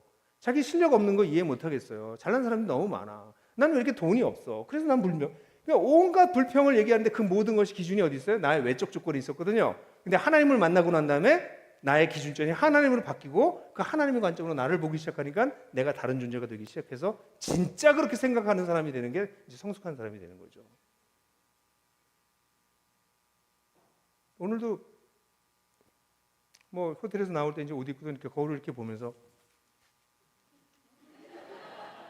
괜찮은데? 그러고 이제 왔어요. 비웃지 마세요. 주님께서 저 괜찮다고 하시고요. 제가 봐도 제가 괜찮아요. 댁들이 뭐라고 해도 상관없어요. 저 괜찮아요. 주님을 따라 살았기 때문에 나름 괜찮아요. 예? 그건 자만이 아니에요. 하나님이 나를 이렇게 만들어 주셨으니까 그걸 기뻐하는 건데. 그죠? 그럼 사람들이 여유가 생기거든요. 그럼 주변이 보여요. 여러분들 자기에게 갇혀 있는 사람들은요, 주변이 안 보여요. 사랑을 할 수가 없어요. 자기가 안 편한데 누굴 사랑해요? 그러니까 교회 와서 문제를 일으키시는 분들 있잖아요. 그럼 그냥 긍휼히 여기시면 돼요. 그분이 얼마나 힘들면 저러겠어요. 누구도 인정해주지 않으니까 교회 와서 인정받으려고 하고. 교회에서 뭐 좀 했는데 안 알아주면 막 섭섭해하고. 교회에서 제일 무서운 귀신이 누군지 알죠? 섭섭 귀신이 제가 제일 무서워하는 귀신이에요. 섭섭 귀신이 와가지고 옆에 와가지고 뭐라고 그렇게 얘기하면 그 말을 듣고선 그 영접해 막 섭섭 귀신을. 그냥 어린 그리스도인에게 나타나는 현상이에요. 아니 주님을 위해서 일하는데 아무도 안 알아주면 그게 영광이지. 그죠? 맞아요? 근데 안 알아준다고 다 안 알아준다고 삐지거든요. 그러니까 공동체를 사랑하기 시작해 공동체의 관계가 회복되죠. 그러니까 공동체의 아주 중요한 공동체가 뭐냐면 자기 가정 공동체. 집이 변하는 거죠. 아내 부부 관계가 바뀌고 자녀의 관계가 바뀌고. 그러면서 가정이 너무 아름다운 거구나. 왜 바울이 교회와 그리스도의 관계를 부부의 관계로 얘기하면서 그 하나됨의 얘기를 그 신비로 풀었는지를 알 것 같다. 뭐 이런 얘기를 결혼 생활 한 20년 지나면 하기 시작하는 거죠. 20년은 지나야 돼요. 그 전에 하는 거는 잘 몰라서 그 소리 하는 거예요. 20년쯤 지나고 한 30년 되면서 정말 놀랍다. 막 아내가 막 30년 된 아내가 더 이뻐 보이는 거예요. 60 다 됐는데. 제가 그런 얘기를 제가 저희 회사에서 제가 회사에서도 일도 하는데 회사에서 누가 결혼식 한다고 젊은 여자애가 와가지고 이제 인사하러 왔어요. 그래서 무슨 얘기하다가 나는 요즘 우리 집사람이 너무 이뻐 보인다. 네? 그래서 이러고 거짓말 나한테. 요즘 젊은 친구들은 참 약간 제가 회사에서 굉장히 높은 사람이거든요. 거짓말. 걔가 이해를 못하겠죠. 예? 20대, 30대의 그 아름다움과 60대가 갖게 되는 아름다움은 비교할 수 없는 아름다움이고, 정말 저는 아내가 너무 아름답고 이쁘거든요. 그만큼 또 아내도 저를 좋아해요. 아니 그런 걸 우리가 경험하는 거예요. 아이들과의 관계 너무 좋고, 아이들이 지금 제 아이들이 23, 25, 27 다 컸거든요. 근데 다 큰 아이들과 깊은 대화가 되고, 우리 아내랑 그런 얘기를 해요. 여보, 어떻게 우리 자녀들과 이렇게 깊은 영적인 얘기를 나눌 수 있는 관계가 됐을까? 그래서 아이들이 멀리 떨어져 있는데도요. 그래서 한국에 안 사는 아이가 둘이 있고요. 하나는 또 한국 대학 다니고 있는데 한 달에 한 번씩 우리 모여서 줌으로 예배드리고, 우리 아이들은 저는 일주일에 한 번씩, 한 달에 한 번씩 저랑 줌으로 멘토링해요. 1시간 반 정도. 미국에 있는 아이들이지만 하나는 시카고, 하나는 뉴욕에 있지만 아버지랑 한 달에 한 번 최소한 그 시간 갖는 걸 애들도 좋아하고 저도 좋아하고, 서로 만나서 얘기하면서 격려가 되고, 나이가 들어가면서 이런 축복을 누리는 게 꿈꿨지만 진짜 이루어지는구나. 왜냐? 왜 그래요? 이게 전부 다 우리 아이들 다 회심했고 주님 따라가기 시작했고, 그러니까 얘기가 깊어지는 거죠. 정말 깊은 얘기예요. 여러분들 상상하기 어려운 얘기까지 해요. 하나님 주신 축복을 누리는 거예요. 공동체에서. 그뿐만 아니라 교회라고 하는 공동체에서도 이런 게 일어나는 거예요. 내 슬픔을 가서 얘기할 수 있는 데가 있는 거예요. 여러분, 교회가 공동체인가 아닌가를 얘기할 때 우리는 목장을 해요. 우린 가정교회를 해요. 아니, 우리 구역 괜찮거든요. 아니요. 공동체는 뭐냐면요. 공동체는 여러분들의 수치, 여러분들의 슬픔을 나눌 수 있는 곳이에요. 내 수치, 내 아픔, 내 부끄러움을 얘기해도 사람들이 같이 울어줄 수 있는 사람이에요. 근데 한국교회 많은 경우에는 그런 얘기를 하면 이런 얘기 있잖아요. 네 소문, 너에 관한 비밀을 세상 사람들에게 알리고 싶으면 교회의 중보기도 제목으로 내라. 그런 얘기 들어보셨나요? 중보기도 제목으로 내놨더니 교회가 다 알아, 내 문제를. 에? 그게 무슨 교회야. 다른 사람의 비밀을 지켜줄 줄 모르는 사람들이 무슨 크리스찬이에요. 다른 사람의 고통을 함께 아파하고 그 슬픔을 얘기하는 거를 딴 사람에게 얘기하는 사람이, 그건 뭐 어린 그리스도인이에요. 무슨 중보기도를 해요. 그냥 자기만 위해서 기도하세요. 그래서 세상에 한국 교회에 가장 정말 슬픈 일이 말하는 거예요. 딴 사람 얘기하는 거. 예? 그 절대 하면, 새누리교회는 그런 사람 없죠. 예? 그런 건 진짜 정말 바보 같은 애. 딴 사람에 대해서 얘기하는 건 바보 같은 얘기예요. 왜냐하면 제가 제 아내랑은 젊어서부터 이렇게 손가락 깍지 끼고 다니는데, 코엑스라고 아시죠? 큰 쇼핑몰에 제가 교회를 개척한 지 얼마 안 됐을 텐데 40대 초반이었을 때 아내랑 이렇게 손잡고 걸어가고 있었는데 교회 자매가 저쪽에서 오다가 저를 보고 갑자기 확 사라지는 거예요. 그래서 저는 보고서는 인사하려는데 사라진 거예요. 왜 사라졌지? 그래가지고는 궁금해가지고, 근데 제 아내가 교회에서 잘 안 나타나요. 뒤에 이렇게 빠져 있어서. 그래서 교회에 어떤 다른 자매가 제 사모라고 하는 오해를 받을 수 있는 정도, 그럴 정도 뒤에 있어요, 아내가. 근데 제 아내는 약간 그런 스타일의 사람이에요. 근데 그래서 왜 그랬지? 그러다가 주일날 교회를 만났더니 얘가 막 너무 불편해하는 거예요, 저를. 그래서 야, 너 왜 그날 코엑스 나 반내릴 때 목사님 저 보셨어요? 놀라더라고요. 그래서 아니, 우리 아내랑 같이 가다가 너 만나서 인사시켜 주려고 했는데 너 갑자기 없어져가지고 당황해서 그랬더니 갑자기 얘가 구원받은 표정이 되는 거야. 근데 생각해 보세요. 내가 어떤 여자랑 손잡고 가는 걸 보고 얘가 놀래가지고 너무 괴롭다고 하면서 누구에게 기도 있잖아. 이건 말해야 될지 모르겠는데 우리 목사님이 있잖아. 코엑스몰에서 어떤 여자하고 손을 잡고 걸어가는 걸 봤어. 다 사실이잖아요. 그죠? 그 이 얘기를 하는 순간 듣는 사람이 듣고서 진짜? 그리고 얘도 막 고민하더니 그 다음 또 옆에 사람한테 가서 있잖아. 목사님이 코엑스몰에서 어떤 여자랑 손을 잡고 그 옆에 인터컨티넨탈 호텔이 있거든요. 인터컨티넨탈 호텔 쪽으로 걸어갔대. 그것도 틀린 얘기가 아니잖아요. 그럼 그 다음 사람이 듣고선 있잖아. 우리 어떤 목사님이 어떤 여성과 함께 인터컨티넨탈 쪽에서 나오는 걸 봤대. 무슨 얘기인지 아세요? 사람은 다른 사건을 볼 때 전체를 이해하지 못해요. 그걸 해석하거든요. 정보를 해석해요. 해석해서 얘기하는 것은 부분적인 해석이 되고 왜곡이 돼요. 들을 때는 어떻게 들어요? 셀렉티브리 리스닝해요. 선택적으로 들어요. 선택적으로 듣고 자기가 또 해석해서 또 말해. 그 다음에 자기가 또 선택해서 말하고 또 들어. 그러면 한 서너 번 넘어가면 딴소리가 나온다고요. 건전하게 아내하고 데이트를 하고 있었던 제가 바람핀 남자가 되는 거예요. 예? 제발 딴 사람 얘기하지 마세요. 하지 마세요. 그냥 바보 같은 짓이에요. 나 바보야. 그렇게 얘기하는 거예요. 세상에서 하나님을 안 믿는 사람도 식견이 있고 고상해지면 딴 사람 얘기 안 합니다. 예수를 믿고서는 어떻게 딴 사람 얘기를 하냐고. 혹시라도 그런 게 취미이신 분들은 골프 같은 거로 바꾸세요. 취미를. 그거 별로 안 좋은 취미예요. 자, 그래서 공동체들이 막 엉망이 되는 거예요. 공동체는 뭐 하는데요? 내 슬픔을 얘기할 수 있는데요. 내 수치를 얘기할 수 있는데요. 내가 어쩔 수 없어. 죽고 싶을 때 가는 사람들이에요. 반대로 얘기하면 너무 좋은 일이 있어 자랑하고 싶어 죽겠어. 근데 자랑해도 되는 데야. 여러분 자랑할 때도 없다니까 사람들이. 자랑하면 잘난 척한다고 그래가지고. 너무 기쁠 때 사람들이 이제 이런 일이 생겼어. 그럼 사람들이 다 같이 기뻐하고 진짜 장하다. 야 부럽다. 진짜 기쁘네. 이럴 수 있는 공동체. 잘난 척하네. 이런 데가 아니라 예? 그게 공동체예요. 그게 교회예요. 그런 공동체가 되면 어떤 일이 벌어지겠어요? 그 속에 사랑이 넘치잖아요. 사랑을 주고받고 너무 좋잖아요.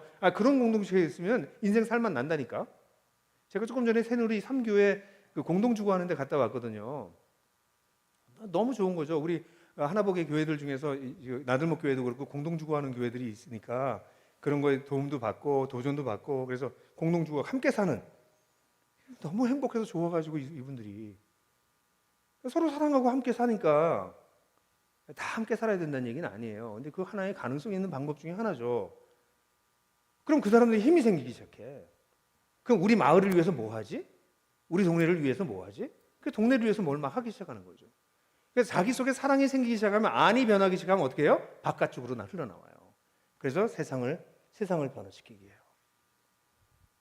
그러면 어떤 일이 벌어지나요? 우리가? 과거엔 어땠어요? 이게 다 깨져 있었어요. 그죠?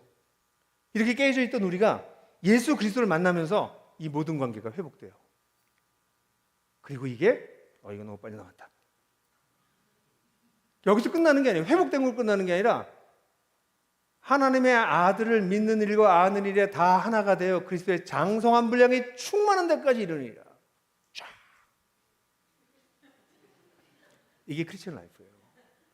예수 믿고 관계가 그냥 회복됐다가 아니라 모든 영역이 그리스도의 장성한 분량에 충만한 데까지 이르게 되는 것. 그것이 온전해지는 것입니다. 하늘에 계신 아버지가 온전하신 것처럼 너희도 온전하라고 예수님께서 말씀하신 것이나 사도 바울이 고린도서 1장 28절이나 29절에서 우리가 각 사람에게 복음을 전하고 각 사람을 가르치고 각 사람을 권하는 것은 각 사람을 그리스도 안에서 온전하게 세우려 함이라. 다 같은 얘기예요. 그러니까 우리 목회자들은 뭐 하는 사람들이냐면 자신이 먼저 이 온전함을 이루면서 살아가다가 이 온전함을 살아가는 것을 자기가 배워서 목회자뿐만 아니라 교회 지도자들은 제사장들은 그러니까 제사장 역량을 갖춘 사람은 누구냐면 설교 잘하는 사람도 아니고요. 뭐 찬양인도 잘하는 사람, 뭐 모임 이벤트 잘하는 사람 이런 게 제사장이 아니에요. 그건 기능이에요. 기능. 그건 뭐 몇 가지 기술을 배우면 할 수도 있는 거예요. 물론 설교는 그렇게 쉽게 배울 수 있는 건 아니지만 대부분의 교회에서 하는 일들은 조금 배우면 할 수 있는 일들이에요. 그게 제사장이 아니에요. 제사장은 뭐 하는 사람들이냐면 자기가 먼저 하나님과의 관계가 깊어지고 그래서 자기를 있는 그대로 사랑하고 좋아하게 되고 그래서 주변에 있는 사람들을 사랑하게 되고 그리고 우리가 살고 있는 세상에 대해서 이 세상을 어떻게 변화시킬까 하는 생각에까지 이를 정도로 모든 영역에 있어서 균형 있게 성장한 사람들이 제사장인 거예요. 주님은 그런 사람이 되기를 원하세요. 우리가. 여러분, 예수님이 우리를 위해서 죽으셔가지고 이 죄 많은 세상에서 어찌 살다가 죽으면 천당 보내시려고 그렇게 주님께서 죽으셨다고요? 아니, 기독교가 그렇게 동하라고? 아니에요. 기독교 그 말은 틀린 말은 아니지만 그건 유치원 버전이에요. 그랬더니 제 아내가 말하기를, 여보, 그렇게 말하면 유치원 애들이 싫어해. 그건 유치원 버전도 아니에요. 유아 버전이에요. 유아 버전. 기독교는 예수님을 알고 예수님을 알아서 나의 깨졌던 모든 관계가 회복되어져 가는 과정이에요. 진짜 회복되는. 그래서 그리스도의 장성한 분량에 충만한 데까지 쫙 일어나거나. 그러니까 예수를 빨리 하는 게 좋죠. 예수를 늦게 한 사람들이 억울해하죠. 저희 아버님도 어릴 때부터 그 교회를 다니셨던 분이시지만 하나님 잘 모르셨어요. 그러다 결국 나중에 50대쯤에 회심을 하시고 제가 하는 교회 나오셨는데 나중에 목자까지 되셨지만 제 목사님 아버님께서 나이 드셔서 늘 이렇게 말씀하셨어요. 형구가 저렇게 젊은이들이 주님을 찾고 주님을 따라 사는 걸 보면 난 참 부럽다. 내가 젊을 때 주님을 만났으면 얼마나 좋았을까. 내가 그때 주님을 잘 몰랐다. 교회만 다녔다. 내가 나중에 안수 집사까지 되고 장로까지 됐지만 내가 저 주님을 제대로 알았다면 얼마나 좋았을까. 복음은요, 하나님 나라의 복음은 빨리 믿을수록 좋은 거예요. 물론 너무 늦게 믿은 사람들이 슬퍼하진 마세요. 인생의 실패를 해봤기 때문에 이 복음의 위대함을 더 빨리 알 수 있는 게 또 나이 든 사람의 장점이긴 해요. 근데 여하튼 간에 저렇게 성장하는 걸 주님께서 원하세요. 그러니까 제사장이란 어떤 사람이에요? 온전해진 사람이에요. 온전해진 사람만이 다른 사람에게 너도 온전해져라 라고 얘기할 수 있는 거죠. 그걸 도와줄 수 있는 거죠. 그러니까 예수 믿고 너무 좋으니까 그 다음에 제일 먼저 나타나는 일이 뭐예요? 아직 예수를 믿지 않는 사람들을 예수님을 믿을 수 있도록 초대하는 거예요. 그게 오늘 아침에 얘기했던 거잖아요. 그러니까 자기가 변하지 않았는데 자기가 그걸 누리지 않고 있는데 딴 사람에게 그런 삶을 살자고 초대할 수는 없는 거죠. 근데 이런 사람이 너무나 대단하고 너무나 대단하기 때문에 이거 나 혼자 이렇게 살 수 없지. 아침에 얘기했잖아요. 대파한단이 값이 싸더라도 그걸 세상 사람들에게 알려주는데 아니 예수님이 대파값 싼 거보다 못하시다고? 예수님이 그 정도밖에 안 돼요? 그러니까 이런 사람들은 자기 주변에 아직 하나님을 알지 못하는 사람들에 대한 안타까움이 생기는 거죠. 나도 저랑 똑같이 살았는데 내가 예수님 만나면 난 다른 종류의 삶을 살고 있잖아요. 그러니까 얘네들은 미안한 거지. 나만 믿고 있으니까. 그래서 저보고 어떤 사람이 그렇게 물어봤어요. 인터뷰할 때 한 기자가. 목사님 굉장히 전도에 열심히 있는데 그 열정은 어디서 나오나요? 그래서 제가 그렇게 얘기했어요. 저 열정 없습니다. 전 책무감으로 합니다. 복음 전도를 열정으로 하는 사람은 저는 은사가 있는 사람 같아요. 근데 저는 복음 전도를 수천 회 했지만 전 열정보다는 책무감이에요.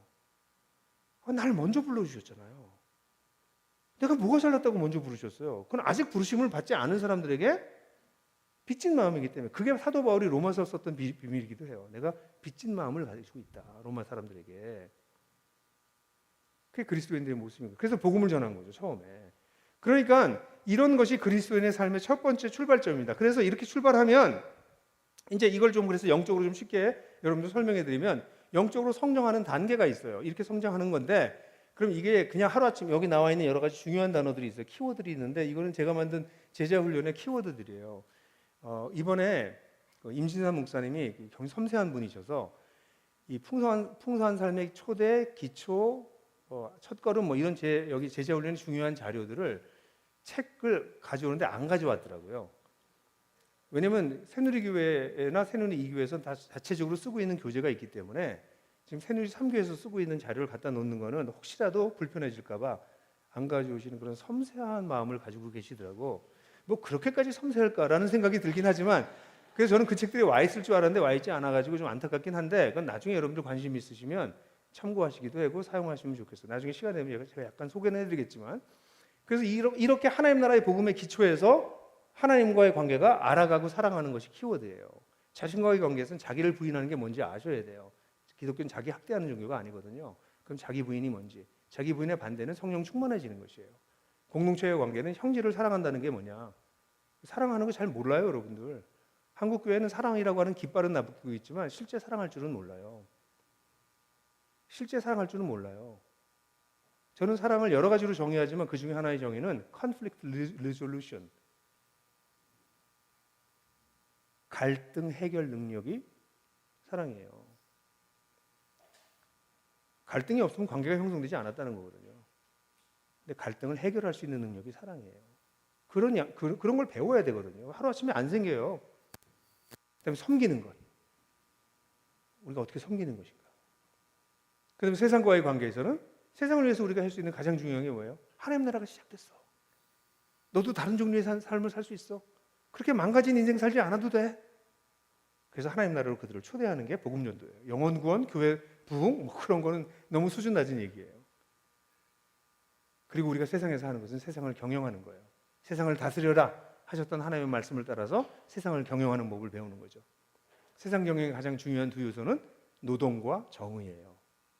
내 노동의 의미를 아셔야 돼요. 입에 풀칠하려고 하는 거 아니에요. 기독교인이 생각하는 노동이 무엇인지. 그리고 세상살이에서 중요한 게 뭐예요? justice, 정의예요. 한국 교회는 사랑만 얘기하지 정의는 잃어버렸어요. 그래서 균형을 잃어버린. 그래서 이렇게 표현할 수 있어요. 정의는 사랑의 표현이에요. 정의의 표현이 사랑이에요. 정의의 힘의 원천은 사랑에서 나와요. 사랑과 정의는 둘을 뗄 수가 없어요. 그게 완벽하게 나타난 데가 어디예요? 십자가죠. 근데 왜 한국 그리스도인들은 사랑만 얘기하는지 모르겠어요. 그래서 균형을 잃어버린 거죠. 그래서 저런 것들을 배워야 돼요. 전체적으로. 하루아침에 배우는 것이 아니라 인생의 상당 기간을 통해서 그걸 배워나가는 것이죠. 근데 이렇게 배워나가는 걸 통해서 영적 성장이 이루어지는데 이렇게 이루어집니다. 영적 성장은 이제 전 찾는이라고 그러는데 불신자가 하나님을 믿게 되면 영적 아이로 태어나요. 영적 아이로 태어나고 난 다음에 영적 아이는 뭐 해야 되나요? 엄마 품에 안겨 있으면 돼요. 영적 아이는. 누가요? 영적 아이는 누가 돌봐줘요? 영적인 부모가 또는 형아 누나가 돌봐주면 돼요. 그냥 가만히 있으면 커요. 네? 이거 되게 중요합니다. 한국엔 이게 돌봐주지 않아요. 물론 잘 태어나는 사람들 많지 않지만 태어나고 난 다음에 돌봐주질 않아요. 그래가지고 아무거나 먹고 막 살아. 막 살아남아야 되니까 아무나 막 집어먹고 막 살아요. 그래서 자라면서 막 이상하게 자라요. 이게 발육이 잘못돼가지고. 옆 사람 잠깐 보실래요? 조금씩 이상하지 않아요? 네? 여러분들 가운데 영적으로 태어났을 때 여러분들 돌봐줬던 영적 부모나 영적 형아나 누나가 있었나요? 있었던 사람들은 복 있는 사람들이에요. 없으니까 아무거나 집어먹고 그러니까 일단 우리 서로 축하는 해야 돼. 살아남았으니까. 그지? 근데 굉장히 사람들이 왜곡되게 큰다고요. 예? 근데 어쨌든 영적인 아이일 때는 누가 돌봐줘야 돼요. 그게 영적인 생명의 특징이에요. 영적 아이가 이렇게 자라나게 되면 때가 되면 독립심이 생겨요. 독립심. 그래서 혼자 뭐를 하기 시작해. 형아 누나 엄마가 없어도 뭐 라면도 끓여 먹고 뭐 이런 걸 할 줄 알아. 그다음에 자기가 소속감이 생겨요. 나는 우리 가정에 속했구나. 소속감과 함께 오는 게 정체감이에요. 나는 어떤 사람이구나. 정체감이 생겨요. 그리고 그다음에 이 영적 청년의 그 마지막 단계쯤 되면 사명감도 생겨요. 나는 이런 일을 하고 살아야 되나 보다 하는 사명감도 생겨요. 그리고 이때는 영적 청년이 됐으니까 영적 아이들을 돌봐줘요. 밑에 있는 아이들을 돌봐줘요. 1대1로 돌볼 줄 알아. 그럼 자기가 그렇게 컸으니까. 야, 라면 그렇게 끓여 먹는 거 아니야. 이렇게 끓이면 돼. 아이랑 같이 지하철도 타요. 형이니까. 네? 그래서 요때 자라나는 거죠. 그 영적 청년이 자라다가 그 다음에 뭐가 될까요? 당연히 영적 부모가 돼요. 영적 부모가 되면 어떨까요? 생명을 태어나게 만들어요. 태어난 생명을 가지고 공동체를 형성해요. 그게 영적 부모의 특징이에요. 영적 부모가 누구냐? 그거는 누군가를 태어날 수 있게 돕는 사람이에요. 그리고 태어난 사람들을 새로운 공동체로 이끌 수 있는 사람들이에요. 이게 이런 영적 성장의 3단계 정도가 있어요. 사실 이런 메타포는 성경 전체에 나타나요. 우리가 읽었던 지금 에베소 4장 13절까지만 읽었지만 14절일 거예요. 아마 14절을 보면 우리가 더 이상 어린아이가 되지 아니하여 세상 풍조에 요동하는 그런 어린아이가 되지 말아야 되겠다. 이렇게 얘기하거든요. 영적 어린아이의 특징이 뭐예요? 요동하는 거예요. 아이일 때는 흔들려요. 예? 그러니까 교회 오면 하나님 있는 것 같고 세상 나가면 하나님 없는 것 같고 또 왔다 갔다 하는 사람 하잖아요. 그거 어려서 그래요 아직. 그거 당연한 거예요. 그러다가 이제 어느 시점이 되면 솔리드해지는 딱 안정되는 거예요. 내가 누군지, 하나님이 누군지, 이렇게 세 단계가 있습니다. 그래서 성경에는 이런 메타포를 여기저기서 얘기하고 있는데, 이 세 단계를 제가 공부하면서 이거가 이렇게 하기에 너무 크다, 단계가. 이건 마치 초등학교, 중고등학교, 대학교 이렇게 얘기하는 것처럼 너무 이 발달 관계를 얘기하는 게 너무 크다. 그래서 제가 이걸 조금 더 공부해서 개념적으로 이걸 6단계로 나눴어요. 첫 번째가 찾느니. 찾느니는 삶의 의미를 찾고 있는 사람들이에요. 저는 이런 사람들을 너무 소중하게 생각해요. 이 사람들이 결국 예수님을 믿고 이제 회심할 거기 때문에 이 찾는 이들을 위한 사역에 제 인생을 많은 부분 집어넣었던 이유는 그래서 그래요. 그런 사람이 있어야지 교회가 성장하지. 수평이동해 오는 사람들 키우는 게 아니라 예수를 믿는 사람들을 회심할 수 있게 도와주는 일이 제일 중요하고 영광스러운 일이거든요, 진짜. 그래서 이 사람들이 예수를 믿으면 첫 번째가 결신자가 돼요. 이 결신자는 하나님 나라 백성으로 태어난 사람이에요. 새롭게 태어난 거죠. 그리고 나서 그 사람이 성장 초신자의 역할을 하는데, 그때는 이제 하나님과 인격적 관계를 맺으면서 성장하기 시작해요. 그래서 성장하면서, 그러니까 이 사람은 이제 하나님 나라 백성으로 자라가기 시작하는 거죠. 자라가다가 이제 자립심이 생기는 영적 청년에 이르게 되면 그 첫 번째가 사역 준비자라고 제가 불러요. 자립신자라고 불러요. 자립신자는 하나님 나라의 복음을 누릴 줄 알아요. 예배도 드릴 줄 알고요. 성경도 혼자 읽을 수 있고요. 자기가 인생이 힘들어지면 조용한 곳에서 하나님을 찾기도 하고요. 그러니까 좀 이제 자기 스스로 좀 영적인 삶을 구가할 수 있는, 완벽하게 독립은 하지 않았지만 상당한 자립이 일어나요. 그게 자립신자입니다. 그러니까 누가 안 돌봐줘도 되는 상태에 온 사람이 완벽하진 않지만 자립신자라고 볼 수 있어요. 이 자립신자가 되면 하나님 나라가 왜 복음이 너무 좋거든요. 좋으면 어떻게 해요? 나누고 싶어져요. 그게 사역 준비자예요. 그래서 사역 준비자는 이제 하나님 나라의 복음을 나눌 수 있도록 준비하기 시작해서 이 정도 되면 1대1로 복음을 전할 줄 알아요. 누구에게 복음을 전해줄 줄 알아요. 그리고 더 나아가서는 그 사람을 예수님의 제자로 제자 훈련을 할 수 있어요. 1대1로 하는 것 정도는 할 수 있어요. 그게 영적인 청년의 마지막 단계라고 볼 수 있어요.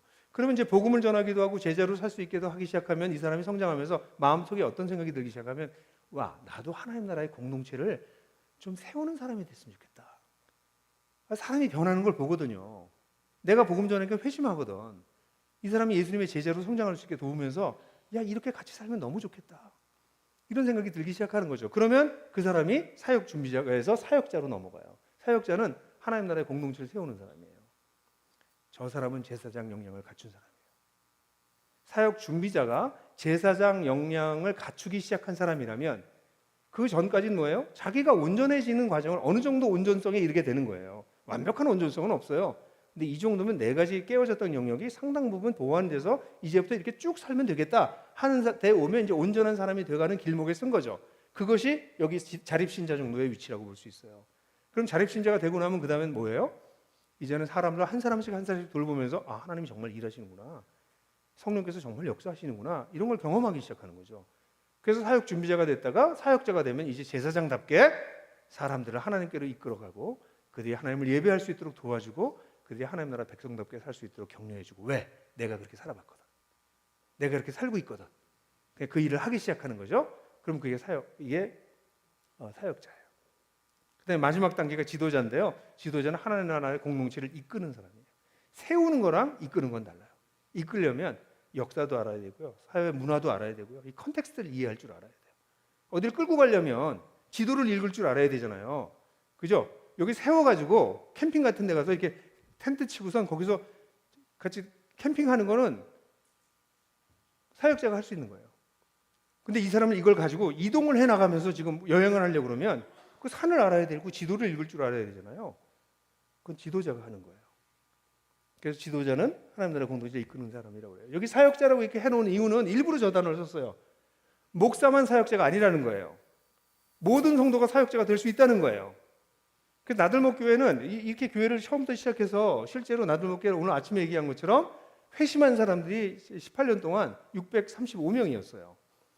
그러니까 635명이 예수님 믿고 영적인 아이로 태어났어요. 그래서 자라갔죠. 그래서 나중에 나들목 교회가 분교할 때 됐을 때, 우리가 18년에 대해서 분교할 때 여기 사역자에 해당하는 이 가정교회를 이끌어가는 사람들, 이 사람들은 자기 교회를, 진짜 가정교회를 자기 교회라고, 하나의 교회라고 생각해요.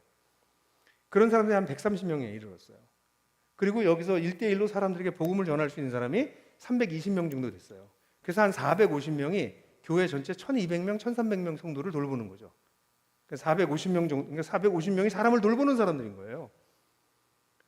그러니까 교회가 이제 그렇게 세워지기 시작하는 거예요. 그러니까 사람들이 제사장으로 이루어진 교회가 세워지는 거예요.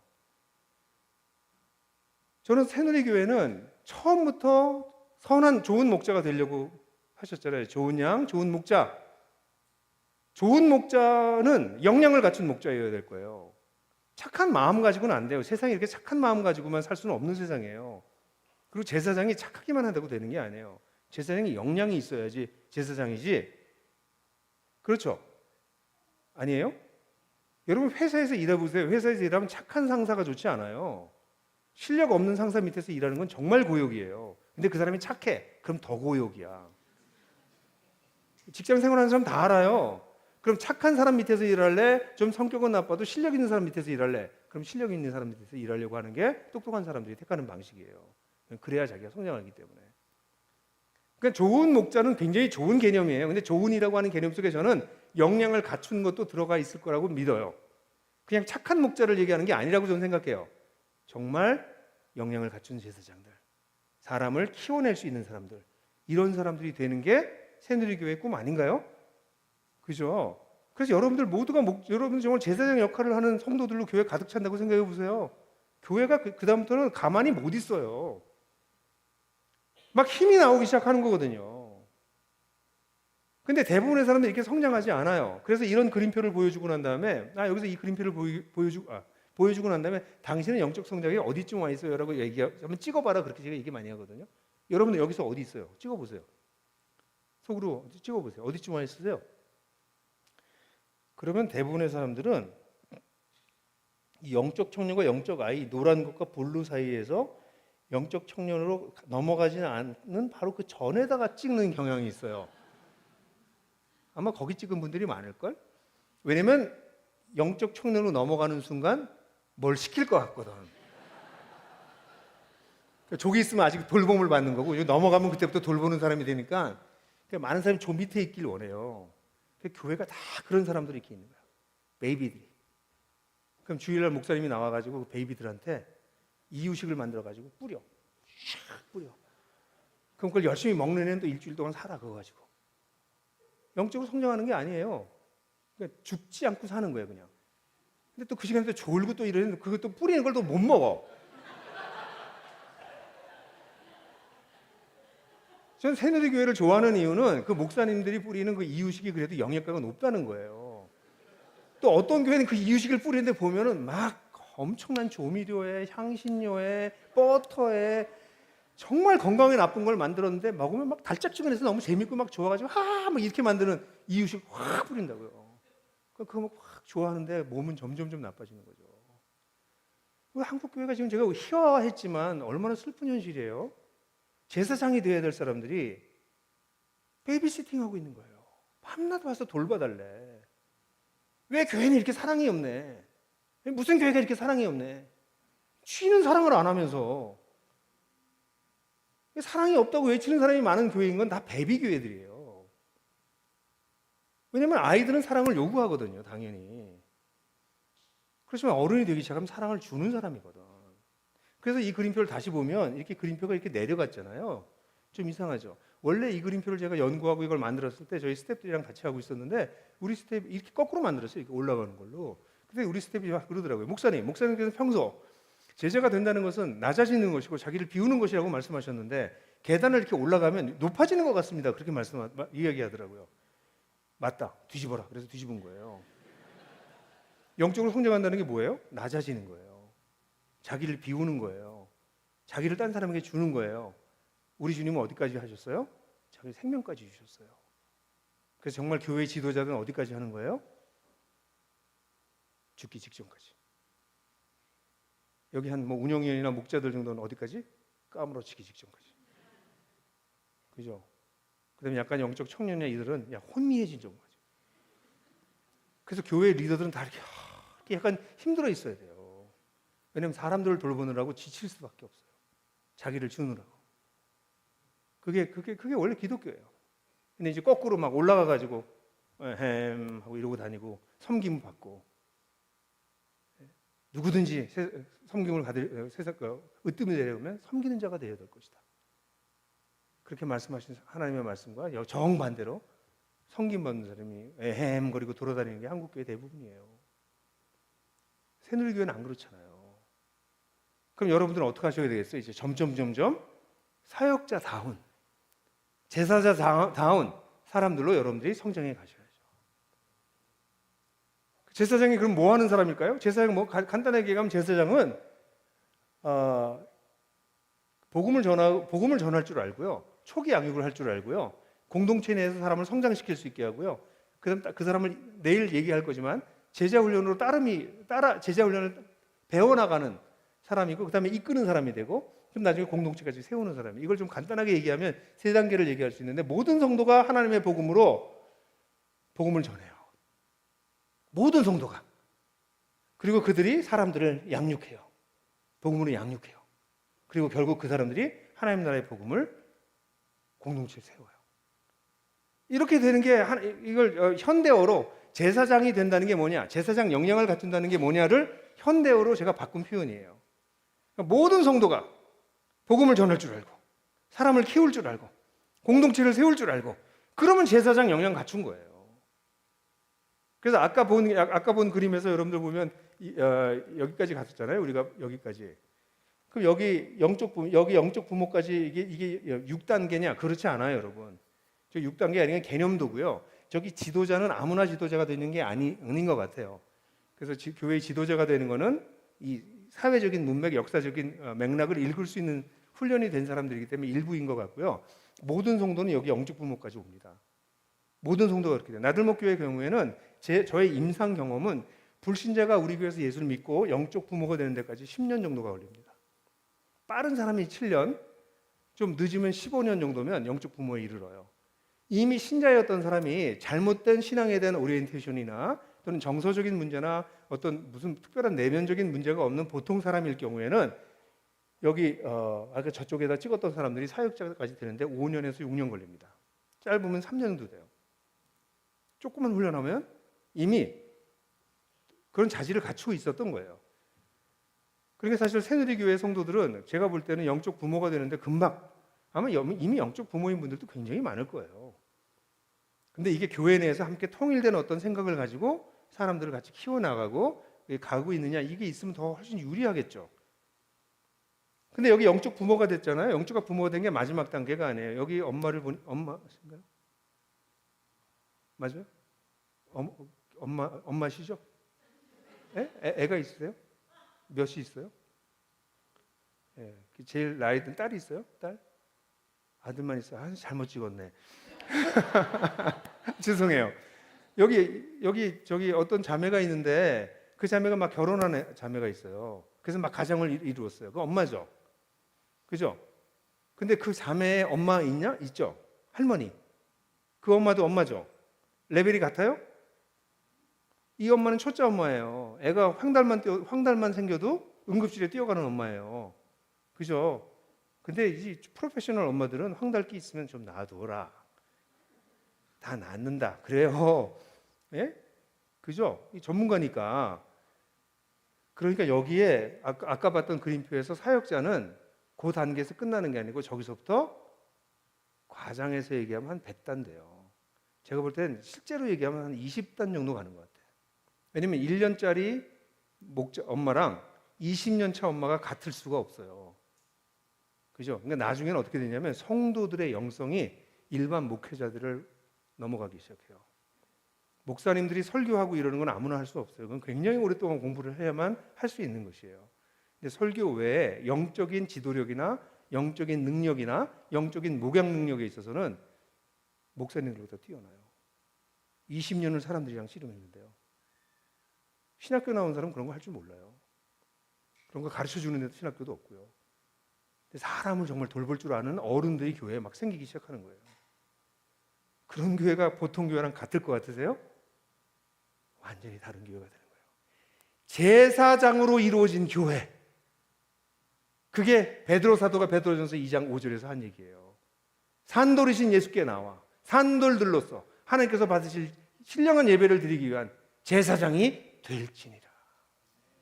그게 우리가 그렇게 되는 게 초대교회의 꿈이었다니까요. 그러니까 우리보다 공부 못했고 우리보다 별 볼 일 없는 사람들인데도 그렇게 놀라운 일을 이루었던 거예요. 그 우리도 할 수 있어요. 아멘? 우리가 주님을 따라간다면 그렇게 할 수 있어요. 주님의 방법을 따라가면 그렇게 할 수 있어요. 그걸 현대사회에 맞춰서 방법론을 개발해서 그 방법에 따라 하게 되면 이런 도시 속에서도 그런 교회 공동체가 세워질 수 있어요. 그래서 실제로 이렇게 모든 성도가 이런 복음을 전하고 이렇게 되는 걸 원하는 거고요. 그래서 사실 실제로 어떤 일들이 벌어졌냐면 저희 나들목 교회에서 전도하는 일이 정말 중요해요. 그러니까 사람이 예수를 믿고 변하는 일이 정말 중요해요. 이게 기본 엔진이에요. 교회 엔진이라는 표현을 쓰는 건 정말 미안하지만 왜냐하면 교회는 유기체니까. 근데 가장 기본적인 동력을 일으키는 게 복음을 전하고 사람을 키우는 일이에요. 그럼 이런 사람들로 말미암아 어떤 일이 벌어져요? 공동체가 세워져요. 그러니까 교회에 온 사람을 쪼개가지고 이렇게 나누는 관리하는 게 아니라 복음 전도에 의해서 사람들이 세워지는 일들이 기본적인 동력이 되는 거죠. 그럼 저런 일들이 벌어지면 사람들은 계속해서 회복되고 변화되는 일이 나겠죠? 그럼 이런 가정교회라고 해도 좋고 그냥 공동체라고 얘기하면 돼요. 그 공동체가 둘로 쪼개져요. 그래서 분가를 해요. 공동체가 이게 하나가 사람들이 점점 많아지니까 둘로 나누는 거죠. 점점 너무 많아지면 그다음에 어떤 일이 벌어지냐면 이게 숫자가 많아져. 그럼 리더들끼리 모여서 같이 그 리더 공동체가 형성돼요. 그래서 리더들 공동체 밑에를 마을이라고 부를 수도 있고 뭐라고 불러도 괜찮아요. 중규모 집단이 생기는 거죠. 그래서 그 사람들이 자기 밑에 있는 사람들을 돌보는 걸 같이 얘기를 해요. 우리 가정교회 식구를 돌보기, 내가 돌보는 사람들 때문에 옆에 있는 사람들하고 같이 얘기를 나누게 되는 거죠. 근데 이게 모두가 전제가 뭐예요? 복음을 전하고 사람을 키우는 게 기본 됐을 때. 아니 그게 기본이라니까요. 복음을 전하고 사람을 키우는 게 제사장의 기본이라니까. 그걸 계속 하게 되면 이런 일이 벌어져. 그럼 마을이 형성되고 난 다음에 이게 숫자가 점점 늘어나기 때문에 나중에 막 증폭이 되기 시작해요. 재생산이 일어나기 때문에 숫자가 빠른 속도로 막 크기 시작해요. 이게 승수의 법칙인데 그렇게 되게 되면 그 다음에 이게 마을이 형성돼요. 그 마을을 또 나누죠. 이렇게. 그걸 우리가 분촌이라고 그래요. 그래서 저희 나들목 교회는 나중에 한 1200명, 1300명 모일 때 마을이 11개까지 늘어났어요. 그 11개 밑에 가정교회가 5개에서 6개가 있었으니까 한 60개에서 70개 가정교회가 생겼어요. 그러니까 숫자가 너무 많아진 거예요. 그래서 이게 우리가 원하는 교회인가? 그래서 우리가 교회가 1000명이 넘기 전부터 거의 스터디하기 시작했어요. 그럼 분촌하고 난 다음에 11개 마을이 됐는데 그다음에 이걸 또 어떡할 거야? 기도하다가 이제는 논리적으로 교회를 분립할 때다. 그래서 실제로 교회를 분립하게 돼요. 교회를 나누는 거죠. 이게 2개로 나눈 게 아니라 저희는 준비를 꽤 오래 했기 때문에 5개로 동시에 분교했어요. 그러니까 5개로 분교했었던 것은 목사님이 있어서 그런 게 아니에요. 저희는 목사님을 세우고 성도들이 따라간 게 아니에요. 목자들이 먼저 서울 지역에서 5지역으로 나눠서 헌신했어요. 거기가 어느 건물도 없었고요. 실제로 서부, 남부, 중부, 동부 이렇게 3수로 나눴는데 4수로 나누고 양평 이렇게 5으로 나눴는데 그 5에 자 여기 목사님이 누구니까 그분 따라갈 사람 따라가세요가 아니라 목자들이 영적인 어른들이 먼저 결정했어요. 그러니까 한 120명 정도의 목자들이 먼저 결단을 했어요. 그리고 난 다음에 430명의 풍성한 삶의 기초를 제자 훈련을 할 수 있는 훈련이 된 영적인 청년들이 그 다음에 결정했어요. 450명이 어디 갈지 결정했어요. 그리고 난 다음에 목사님을 파송했어요. 나들목에서 자란 목사님들을. 그러니까 목사를 보고 가는 교회가 아니라는 거죠. 한국 교회가 여길 빨리 벗어나야 돼요. 목사님들은 훌륭한 분이고 소중한 분이에요. 근데 목사한테 의존하는 교회가 되면 안 돼요. 왜냐면 우리 모두가 제사장이기 때문에. 그래서 그리고 난 다음에 어린 그리스도인들은 목사님을 봐야 가거든. 그리고 그 지역으로 가면 자기한테 유리할지 아닐지 그 생각을 해야 되거든. 그러니까 나머지 450명을 제외한 나머지 약 700명의 성도들은 나머지 450명이 다 헌신하고 난 다음에 그 다음에 선택했어요. 대부분 가정교회별로 다 움직였고 그래서 가정교회가 이제 좀 약간 찢어져야 되고 이런 겁니다. 세부 조정하고 그거 하는데 2년이 걸렸어요. 2년. 왜냐면 공동체는 막 이렇게 재편하고 막 찢고 이럴 수가 없어요. 공동체는 너무 소중하기 때문에. 그래서 이야기하고 설득하고 기도하고 그래서 그걸 옮기는데 2년이 걸렸어요. 미세 조정하는데. 그리고 교회가 나뉘어졌어요. 저는 저희 교회를 여러분들한테 자랑하는 거죠. 이거 하나님께서 놀라운 일을 하셨으니까 자랑하는 거예요. 근데 여기서 여러분들한테 얘기하고 싶은 게 이거예요. 하나님 왜 우리 교회가 그렇게 할 수 있었냐면 목사님들이 저는 유학 갔다 왔어요. 저는 박사학위도 가진 사람이에요. 그런 사람 때문에 교회가 되는 건 아니에요. 제가 기여한 바가 있겠죠. 근데 그걸로 교회가 되는 게 아니에요. 교회는 성도들이 세우는 거예요. 훈련된 성도들이, 준비된 성도들이 세우는 거예요. 우리 교회 5교회 목사님들 외국 가서 공부한 사람 한 명도 없어요. 보통 평범한 좋은 목사님들이세요. 근데 그 목사님들이 탁월해서 교회가 되는 게 아니라 준비된 성도들이 있으니까 교회가 흔들리지 않는 거죠. 코로나 기간이 우리 지나갔어요. 그 개척하자마자 1년 지나서 코로나가 왔어요. 그리고 얼마나 어려웠겠어요. 저희가 돈도 없어요. 이렇게 건물이나 이런 거 있는 교회가 하나도 없어요. 전부 다 강당 빌려 쓰고 뭐 빌렸어요, 공간들을. 돈이 없으니까 우린 돈이 없어도 교회를 한다고 믿기 때문에. 그런데 어떤 한 교회는 14개월을 못 모였어요.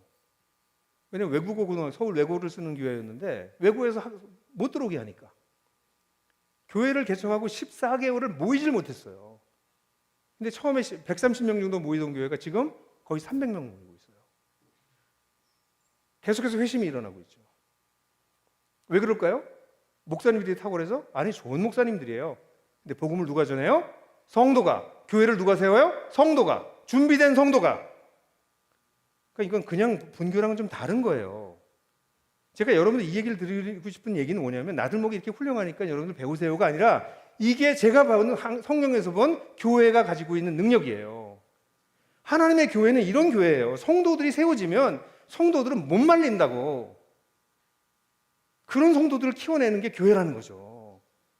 밤낮 목사님한테 의존만 하는 병약하고 의존적인 성도들을 많이 모아놓는 게 교회가 아니라 어느 순간이 되면 목회자와 함께 동역하는, 목회자와 어깨를 같이 겨누는, 스크럼블을 같이 짤 수 있는 그런 성도를 키워내는 것이 우리 목사들의 영광이에요. 사도 바울이 얘기한 것처럼 우리 주 오실 때 나의 영광과 기쁨의 멸관이 누구냐? 너희가 아니냐? 라고 얘기할 수 있는 게 우리 목사들의 목회자들의 가장 큰 영광이에요. 그런 성도들을 키워내는 게. 저는 그런 교회가 새누리교회가 될 수 있다고 정말 믿어요. 그리고 제가 이런 얘기를 여러분들한테 막 드리는 이유는 한국 교회에 그런 교회들이 세워지지 않으면 한국 교회는 이제 사라질 것이기 때문에 그래요. 설교만 듣고 종교를 소비하는, 신앙을 소비하는 교회, 그 교회는 이제 운을 다했어요. 이미 무너지고 있어요. 내일 제가 통계를 보여드릴게요. 얼마나 심각한지. 여러분들 교회는 당분간 괜찮아요. 왜냐면 좋은 전통을 가지고 있고 좋은 설교를 듣고 있고 좋은 성도들이 모여 있으니까. 근데 만약 여러분들이 계속해서 회심하는 일들이 생기지 않고 계속해서 사람이 사람을 키워내지 않고 여러분들이 정말 제사장으로 역량 갖춘 사람들로 세워지지 않으면 여러분들도 시간이 지나면 무너질 거예요. 분열할 거예요. 어려움이 있을 수밖에 없을 거예요. 영적 아이들로 가득 차 있으니까. 그러나 여러분들이 제사장이 되기 시작하면 교회를 지킵니다. 저희 교회 중에서 하나는 가장 큰 교회였는데요. 목사님이 2년 동안 없었어요.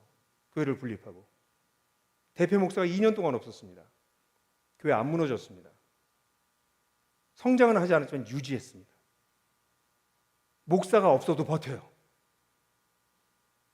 담임 목사가 없어도. 그런 교회 세우자고요. 어떤 때는 목사님이 없을 수도 있지. 그죠? 목사님이 우리가 제대로 목사님을 청빙 못 해올 수도 있지. 그럼 안 계신 대로 버티고 가는 거예요. 성도들은 정말 대단해요. 그런 성도들로 세워지는 교회를 주님께서 저는 원하신다고 믿어요. 제가 여러분들 시간이 너무 많이 가서 이 다음에 그래서 이제 여러분들 여기 나오는 자료들을 이거 안 하려고 그랬는데 우리 몇 분이 자료들에 대한 얘기를 좀 설명해 달라고 하는 얘기를 우리 임진산 목사님한테 누가 했다고 그래서 간단히만 말씀드릴게요. 그래서 이렇게 하는 거를 그냥 하세요가 아니라 제가 18년 동안 끊임없이 임상했어요. 이게 되나 안 되나. 그래서 우리 교회에서 이게 되는구나, 사람이 정말 변하는구나, 성장하는구나, 그러고 난 다음에 만들어낸 자료들이 이런 자료들이에요.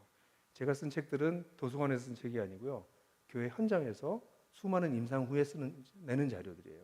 그래서 오늘 아침에 얘기한 것처럼 복음을 전하는 데는 풍성한 사람들의 초대와 하나님 나라의 도전을 사용해요.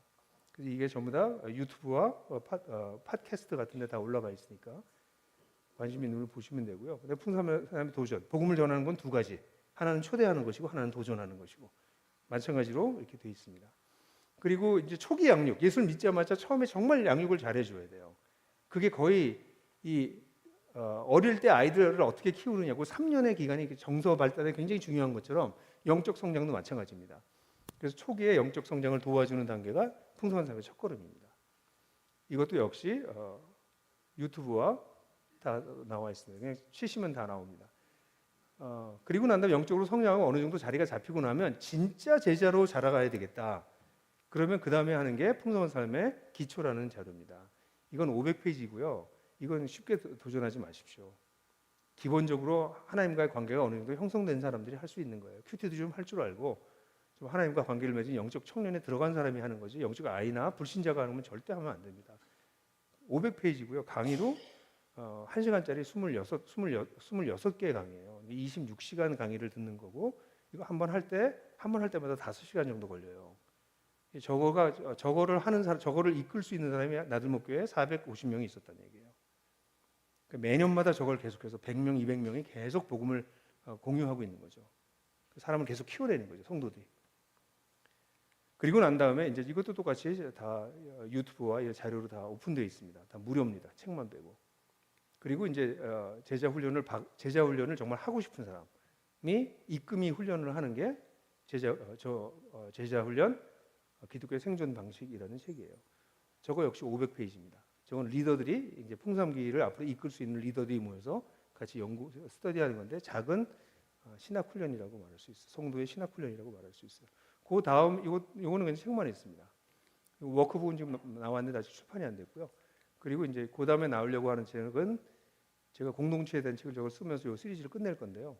공동체는 기독교의 생존 방식, 삶의 방식, 생존 방식, 삶의 방식. 그래서 공동체가 뭔가에 대한 이야기를 쓰는 게 마지막이 자료일 것 같아요. 네. 그리고 이제 이건 굉장히 독특한 거긴 한데 그냥 소개시켜드리고 싶은 거는 청소년들을 회심할 수 있게 돕는 책이 푸른 바람이 너를 기다려라는 자료입니다. 네, 청소년이 회심할 수 있게 돕는 자료는 한국에서도 세계에도 별로 없어요. 네, 이 하나님 나라의 도전과 풍성한 삶의 초대를 아까 그 우동 끓이던 친구, 그 우동 끓이던 목사가 썼어요. 네, 그리고 그 다음에 청소년, 그 다음에 그 청소년들이 성장할 수 있도록 도와주는 책이 푸른 바람이 너와 함께 초기 양육 교재. 청소년은 여기까지 하면 됩니다. 그리고 이제 작년이 되면 풍성한 삶의 기초를 하면 되죠. 그 다음에 그래서 이런 자료들을 계속해서 만들어낸 거는 이거는 사실은 저희 교회에서는 계속 임상을 하면서 실제로 일어나를 보는 건데 제 딸이 어느 날 집에 오더니 아빠 내가 이 전책 이 책 가지고 우리 안나 선생님 딸이랑 저거 했는데 걔가 오늘 영접을 했어. 그래서 우리 딸이 대학교 2학년 때인데 처음으로 복음을 전해서 영접하는 걸 경험했어요. 그래서 제가 물어봤어요. 야, 걔가 진짜 제대로 영접한 것 같냐? 그랬더니 에이 잘 모르겠어. 나는 확실했나? 뭐 이렇게 얘기를 하더라고요. 작년에 그 자매가 세례받았습니다. 네, 그러니까 청소년들이 회심하기 시작하는 거죠. 여러분 교회 오래 다닌다고 회심하는 거 아니에요. 복음을 전하셔야 돼요. 아이들한테. 그래서 이런 일들이 이제 교회에서 일어나면 교회가 회심 공동체가 되기 시작하는 거죠. 네, 여러분 긴 시간 여러분 너무 잘 들으셔서 너무 잘 들어서 제가 너무 길게 해요. 좀 중간에 졸면 제가 이제 그만해야 되겠다 이렇게 생각하는데 조는 사람이 거의 없어서 제가 다 보고 있거든요, 여러분. 한 10분이 마음을 못 주고 계세요. 10분이 계속 이게 저 사람이 이런 마음을 가지고 있는 사람이 10사람쯤 있는데 네, 나머지는 너무 열심히 들으셨어요. 제가 마지막으로 한마디만 하고 마무리할게요. 제가 몸이 굉장히 평생 운동하고 살았어요. 그래서 저는 제가 운동을 굉장히 잘한다고 생각했거든요.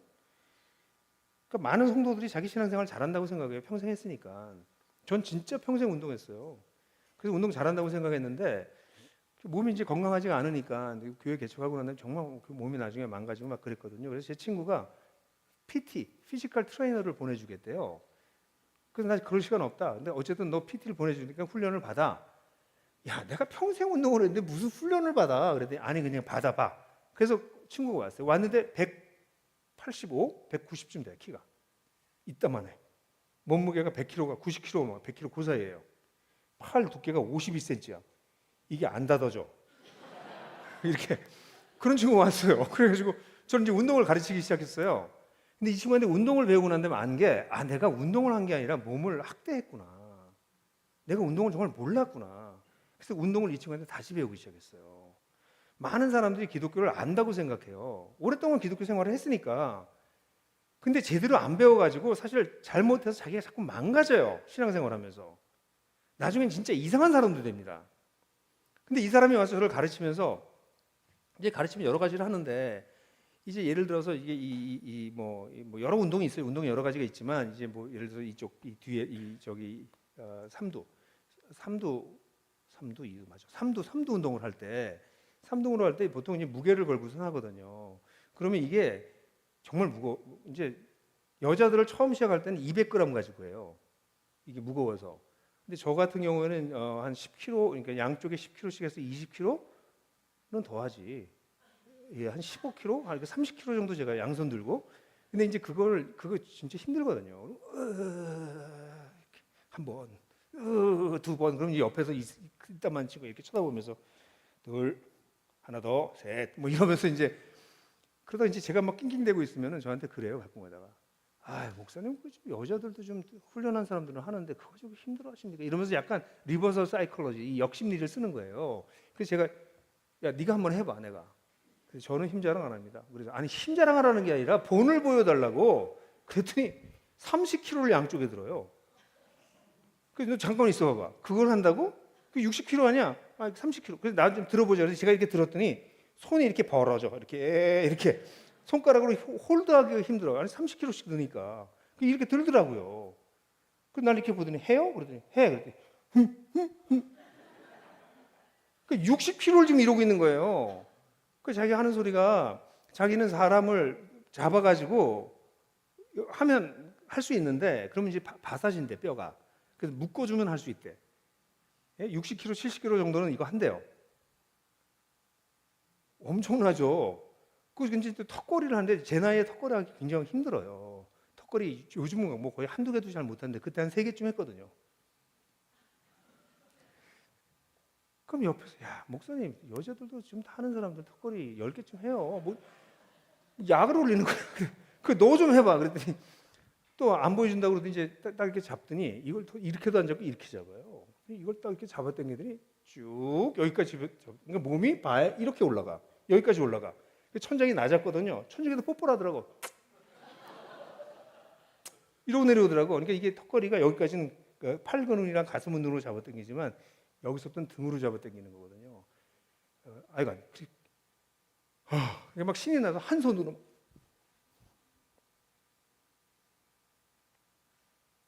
제가 이 얘기를 왜 마지막에 할까요? 여러분 몇 g쯤 드세요? 크리스찬으로서 몇 g쯤 드세요? 200g, 300g 드는 근육 가지고는 자기 인생도 보호 잘 못해요. 세상 나가서 한번 뜨려면 적어도 양쪽에 10kg는 들어야 돼요. 한국의 그리스도인들은 교회는 오래 다녔지만 제대로 배우지 못해서 아무에게도 영향력 못 끼쳐요. 자기 혼자 건사하는 것도 힘들어 죽어요. 하루아침에 근육이 크지 않아요. 매일 꾸준히 하셔야 돼요. 바른 방식으로 해야 돼요. 진리에 기초해서 매일같이 삶을 그렇게 살 때 근육이 붙기 시작해요. 그러면 어느 날 15kg, 3kg도 들지 못하는 사람들이 10kg, 15kg, 20kg쯤 들어요. 그러면 그 사람들이 교회를 세우고 세상에 나가서 세상과 이 어그러진 세상과 거스리면서 싸울 수 있는 제사장이 되는 거죠. 죽을 때까지 200g도 못 들어서 자기 인생 하나 가지고 골골거리며 사시든 하나님 나라의 복음을 받아들여서 매일같이 꾸준하게 주님을 따라 살면서 근육을 키워서 한국교회가 무너지고 있을 때 아닙니다. 주님의 나라는 영원합니다. 노래만 하지 말고 진짜 그렇게 살아낼 수 있는 사람들 여러분들이 되셔야 됩니다. 새누리교회가 그런 교회가 되어야 됩니다. 지금에 만족하지 마십시오. 주님께서 여러분들을 부르신 높으신 부르심에 응답하는 여러분들이 되기를 주님의 이름으로 축원합니다.